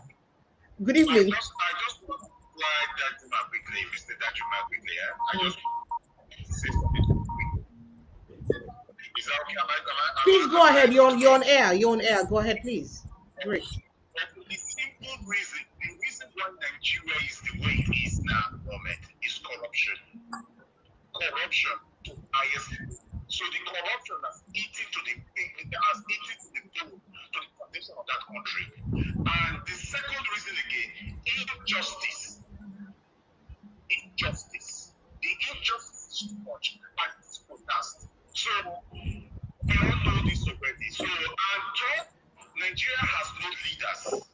So it should come as to the head. And it should stop that, please. Okay? Thank you. Is that all, sir? Yeah. Thank you, sir. So I'd like to say something if you guys would permit me. TY, first of all, we will not get this argument. Waiting can cause the argument. Whilst in your process of categorizing the crimes, you mentioned that we should be careful about seeing all of them as terrorists. That was the point I came in. No, I didn't play back. I didn't say that. I didn't say that you should be careful not to categorize. I said that they manifest. Hold on, because people are listening. But not all of them being terrorists. I said that they are bandits. Listen to me. Don't put words into my mouth. I said that they are bandits, they are terrorists, they are kidnappers, and other forms of crime that are manifesting. I made it very clear. Play it back, you will see it. And then you say I'm separating them, that they are all bandits. And that's how we came to all this argument. That's how we came to I said that these crimes. I did not say they are all bandits. I said that don't try to water the activities of the bandits and the armed Fulani militias. I did not water them down. I did not. You wouldn't let me clarify. You see, that's why this argument came, and we are moving out and drifting and drifting. See why don't you, Masa? Why did we then? What was the reason for the argument? If it's you dragged it, or you dragged it, or that you dragged it. That criminal, that their crime is less than that of terrorists. No, that's your word. That's your own word. That's your own word. That's your own word. So, I didn't say that. That's your own word. So in the process of trying to categorize them, it made it appear that because these people are not full-blown terrorists, they're bandits, their own activities and what they do is different. That's when I now mentioned to you that we started looking for the definition of banditry, where I now mentioned to you that even in the act of their banditry, they commit terrorism. That was why we had this conversation. How can we say that because these people, you mentioned that their own work is to kidnap and collect for money, that their sole purpose was for monetary benefit. And that was the point I started answering you. Yes, I said that, and I've not changed. There are people who kidnap for the sole purpose of making money. Then why do they There are kill? people. We know that. We can't deny that. No, you mentioned, so you cannot tell me that the bandits kidnap for the sole purpose of making money, but they enter a community and they kill people in the process. Not one, not two. You see, I don't want to go back to this argument again because it's of no use. This is wasting time. It's It's wasting time. I go play back to you. So I'm not get strength to cut a meditam now. You know, say I did life on air. No, you can play it back and see whether yes, you can play it back. We'll go play back so that you go see. In fact, I will do a video of that segment, post them separately, so that you can go back and make it for PCM. No wahala, no problem. Are we good to go now? Because you didn't let me. I was going somewhere and you didn't let me make the point. You see, when you started dragging, that's when Chilaka came in. That's where all these other people are coming in and making, because I am trying to make a point, but you're not letting me make the point, and then you are dragging me off. You made it look like their crime was less than that of terrorism. That is why I brought IPOB, because I brought IPOB because you said that what they are doing is different. Yeah, that's why I brought it, because I wanted to catch you in your own trap. You did not catch me in any trap, and I have catch me. And I told you that because people commit the same crime, we say these people commit, they're all terrorists. I told you, and I reiterate that. If they have gone into communities and killed, kidnapped people, displaced people, the way these people have done, tear pregnant women, body and all that, they are terrorists. Do you understand? But their style is different. And I maintain it. But their style is different. Oh God, the style. See, are you saying that there are no different styles to terrorism? Their style is different. We have to accept that. The way they operate, the modus operandi is different. Or there may be different. Okay. They don't take territory. IPOB doesn't take territory. Answering your question. I'm sorry to say. Answering your question. Why is it that Boko Haram, in committing their crime, Allahu Akbar? So I swap in committing their crime, Allahu Akbar. The bandits too say Allahu Akbar. Why? The same thing with the Fulani headsmen. Please answer me that one question. Please let me know. Why these 4 people were categorized differently? Why do they use one chant when they're committing their crime? Why? All of them, all 4 of them. There is evidence that all 4 of them shout Allahu Akbar when they are committing their crime. Why? Please just answer me that question, and I'll rest my case. Okay. The people in the West don't know who invaded the Oyo State Secretariat. I'm not sure. I didn't hear them shouting Allahu Akbar. When they talk about this particular 4 categories, you see what you're doing? No, wait now. Directly. You just wait now. No, wait now, because listen, I am trying to show what we get now. I swap. I mean, the ones who we get for Northern Nigeria. Make we leave the rest of them. Okay, all of them. Make we look at all of them. Among all the criminal activities we get for Nigeria, all including your IPOB, where you mentioned. Why if we say this 4 set of people, the handful and militiamen, when they want attack communities, they shout Allahu Akbar. At least somebody from Benin State has attested to it here that that's the same thing they did to them in Yerubata. You were here, you heard that. No, let me hear them. The bandits, they do the same thing. Have you heard it or not? The ISWAP, they do the same thing. The Boko Haram, they do the same thing. Why these 4 groups now, among all the other military terrorists, including IPOB as you call them, why only these 4 did not allow Akbar? And why do they do that? Please answer. What point are you trying to make now? Because I don't understand the point you're trying to make. You see, I think no. I want to know what has Allahu Akbar got to do with this argument now? I asked the question. You wanted to know the reason why this is festering in sub-Saharan Africa, and I'm asking you a question, and you tell me they try to tell me the different categorization and the reason why their modus operandi is different, and I'm telling you that it may be different in your eyes, but the 4 of them are actually the same by the chant within the chant. That means they may have one purpose. Do you know purpose at the end of the day? Okay, let me ask you a question. Do you know that some of these insurgent groups are fighting one another? Do you know that? Oga, when they are fighting you and I, and no. Do you know that they fight one another? That is superiority battle. They have. Okay. So because you are trying to say that they are one and the same thing, and they are pushing the same agenda. Collective goal. There are those. There are those who are pushing Islamic agenda. There are those who are seizing people's territory. There are those who are pushing genocide. There are those who are pushing. The aims are different. It's okay. I think this is established. I appreciate you. Thank you so much. Prince Francis Chilak, I'm so sorry that we had to push you out of the house. See why that Juba, it's okay. Okay, you win. You win, it's okay. No, I don't. It's not about argument. Categorized, it's okay, no problem. You're my guest, and I shouldn't make you feel so. So the reason, and just for the proper context, the reason I responded was because there are things I am privy to as a journalist that I may not even say here on this show. I know firsthand the pain and plight of some of the people that have experienced the attacks of these different groups. I know what I see and I know what I hear. And I feel like it is painful to make some of their crime look less than others. When Precious, I am a victim of genocide. Do you understand? So I'm a victim of genocide. The same bandits, I am a victim of genocide. Perhaps the crime will resemble waiting that of Boko Haram do. You go tell me, say, because they know, then they also kidnap for them to their own day less. I feel bad.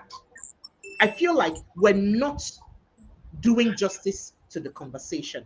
And I don't want us to drive a narrative where we mislead people. Now, waiting make me answer you, unless I cannot answer you.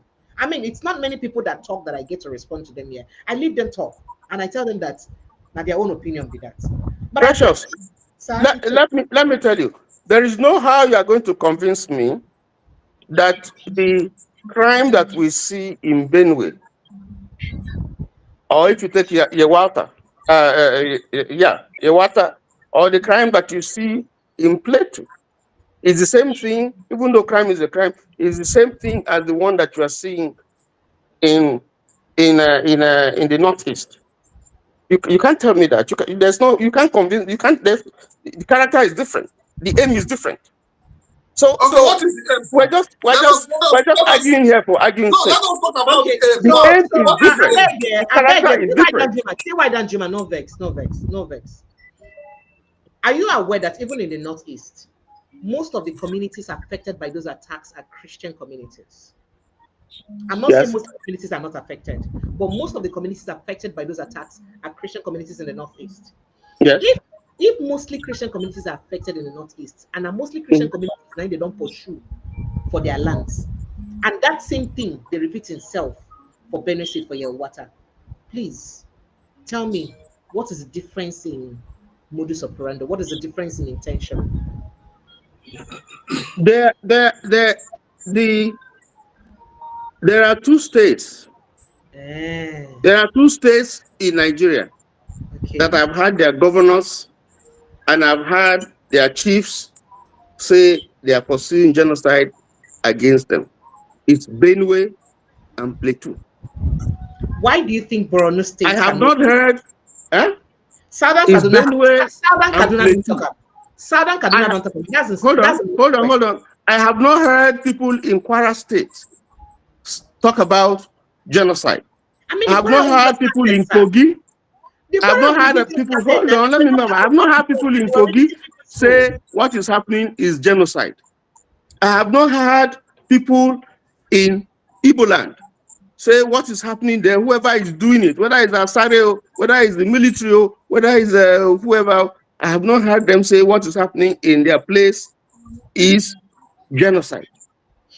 So, when I say that these things are manifesting differently in different places, I know what I'm talking about. You may not agree, but I know what I'm talking about. I have not heard people who are being killed in the Northwest. You say it's genocide that's taking place there, or I've not heard that. So these things have manifestations in different, even though they are all crimes, they are all criminality. That point has to be made clear. Whether you believe it, that's my view. Whether you believe it or you don't believe it, that's my view. TY, I think you're also getting it you're getting it wrong. And that's why when I started, I said the problem I have with those of you in diaspora is that you think you're too informed, but honestly, you guys are not informed. With due respect to all of you, to most of you, a lot of you just assume that what you read on the internet is what is happening. when you talk about genocide, as we are talking about genocide, I want you to go to the north. These states you have mentioned, Kaduna, Borno, all the states you have mentioned, go and find out those who are being decimated. Go and find out. When you have a particular area, like in Kaduna, you have the southern Kaduna made up of predominantly who? Christians. The people that are being killed in Kaduna, where do they come from? Just because Plateau and Benue are in the forefront does not mean that other states are not suffering the same thing. And that is what I want everybody to understand. When you go to Kaduna, find out where the killings are carried out in Kaduna. When you go to Borno, find out where the killings are carried out. Go to Zamfara.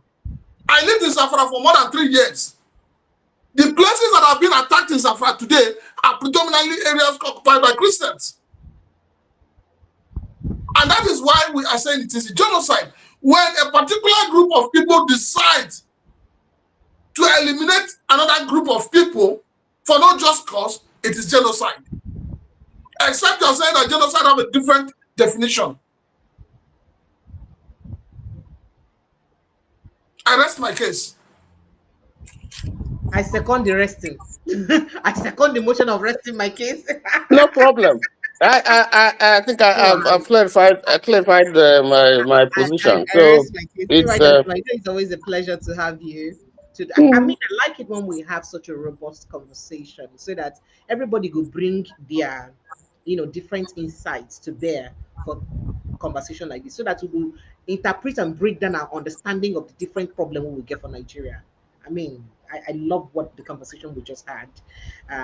Even though we have divergent views, but I do appreciate the fact that we can at least speak to the situation of Nigeria in our own understanding of what's in that situation be. And I appreciate you. It's always a pleasure to have you coming and to talk about the problem of our country. Thank you. Genocide. Thank you. Sorry, I don't say genocide. Banditry, terrorism, they inside do. I was in the talk. Even though say that they make money, but they do bandit terrorism inside. But then again, just like you said, the nomenclature and the intent may be different. But at the end of the day, don't be surprised if their goal is one purpose. I don't know. But then, what do I know anyway? And I just journalist I did. See why Danjuma, thank you. Well, God Francis Chilaka that came to Rana, thank you for coming to my age. He came to rescue you. I know you don't see why Danjuma is taller than me. I was at the back and I was like, wait, what did my friend and brother TY take this night? If I said, well, don't batter your head, you just decide to I said, no, this cannot be TY. Something must have happened. But it's good, like Precious said, it's good when you have a robust argument. It helps people to understand the issues at stake. It helps all of us to understand our country. Nobody's happy with what's happening in Nigeria today. Nobody. Not even the child in the stomach. I hear some children inside their mother's womb are saying, we don't want to be born into Nigeria. Is that bad? They get miscarriage these days. When they hear in Nigeria, they don't get miscarriage. But I must say this. Today we had a very sad news. One of our aircraft's fighter jets. Oh yes, in Nigeria went down. And I was asking that question: did it just go down, or there was? We heard that the pilot survived. And he ejected safely. The pilot is ejected safely. But the question we should ask: these are questions nobody want to ask. The question we should be asking is that what went wrong? An aircraft is not something you just enter and take off without doing your checks. Who was in the aircraft? How many people were in the aircraft? Where was it going? It's a fighter jet. Mm-hmm. So that is on one side. On the other side, we've had quite a number of people kidnapped today, people killed. There's a vigilante that was killed, I think, either in Delta or what state. And people are crying because the guy are being killed across the country, in Abia State, in Imo State, in a lot of people. Expressway. How many days to Christmas? A lot of people can't travel by road. It's crazy. And those who want to travel by flight, it's about 300 or so to travel one way. So that is our why businessmen in Nigeria are also not helping issues. They're not helping. They are not safe too. They themselves are not safe because you can't fly to your compound. You have to fly to a point No, and I drive agree, by but road. at Whether you like it or least not. 70% of the journey has been taken care of, if not 90. But the truth of the matter is that anybody who says he is happy with what's happening in Nigeria today, that person needs to have a mental check. No, nobody is safe. Going back to the list of those people who, in quotes, are said to be sponsoring banditry, terrorism. Look, I will say this with all sense of responsibility. Anybody whose name appears there must be investigated. See, Nigerians are too quiet. We're too docile. I expect that the social media should be ablaze with the names that have come out. Unfortunately, names have come out. We don't even know their pictures. We don't even know who they are. We don't even know what they look like. Chief Chilaka, don't be deceived by the list. It's not a new thing. The list, they know those who are behind it. This is the first. This is the first time a list is coming out, and they're mentioning names of prominent individuals.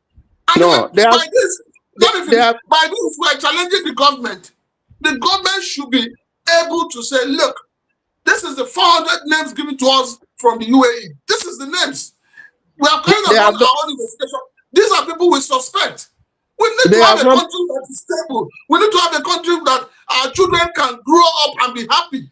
Not a country where you wake up in the morning, you just pick your phone or you pick a newspaper, all you hear is about kidnap, death. This is not the Nigeria I know. This is not the Nigeria I grew up. Prince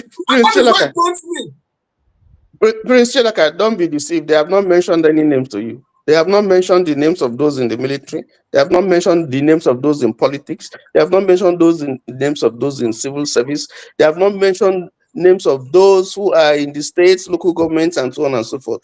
They have not mentioned any name to you. And that is one. Two, if you stay in this country with the law that we have by central bank regulating transactions, particularly money laundering, and you have that kind of money being moved around and being laundered in and out, and they couldn't detect it, then you should ask yourself, who are those behind it, who allow that kind of a thing to happen? So there's a lot more that they need to tell you. They have not told you. They just told you people who own bureau de change and are exchanging money, but they don't tell you the transaction behind it and the people where those money is coming from and those who are sponsors. They have not told you those who are allowing people who they hold.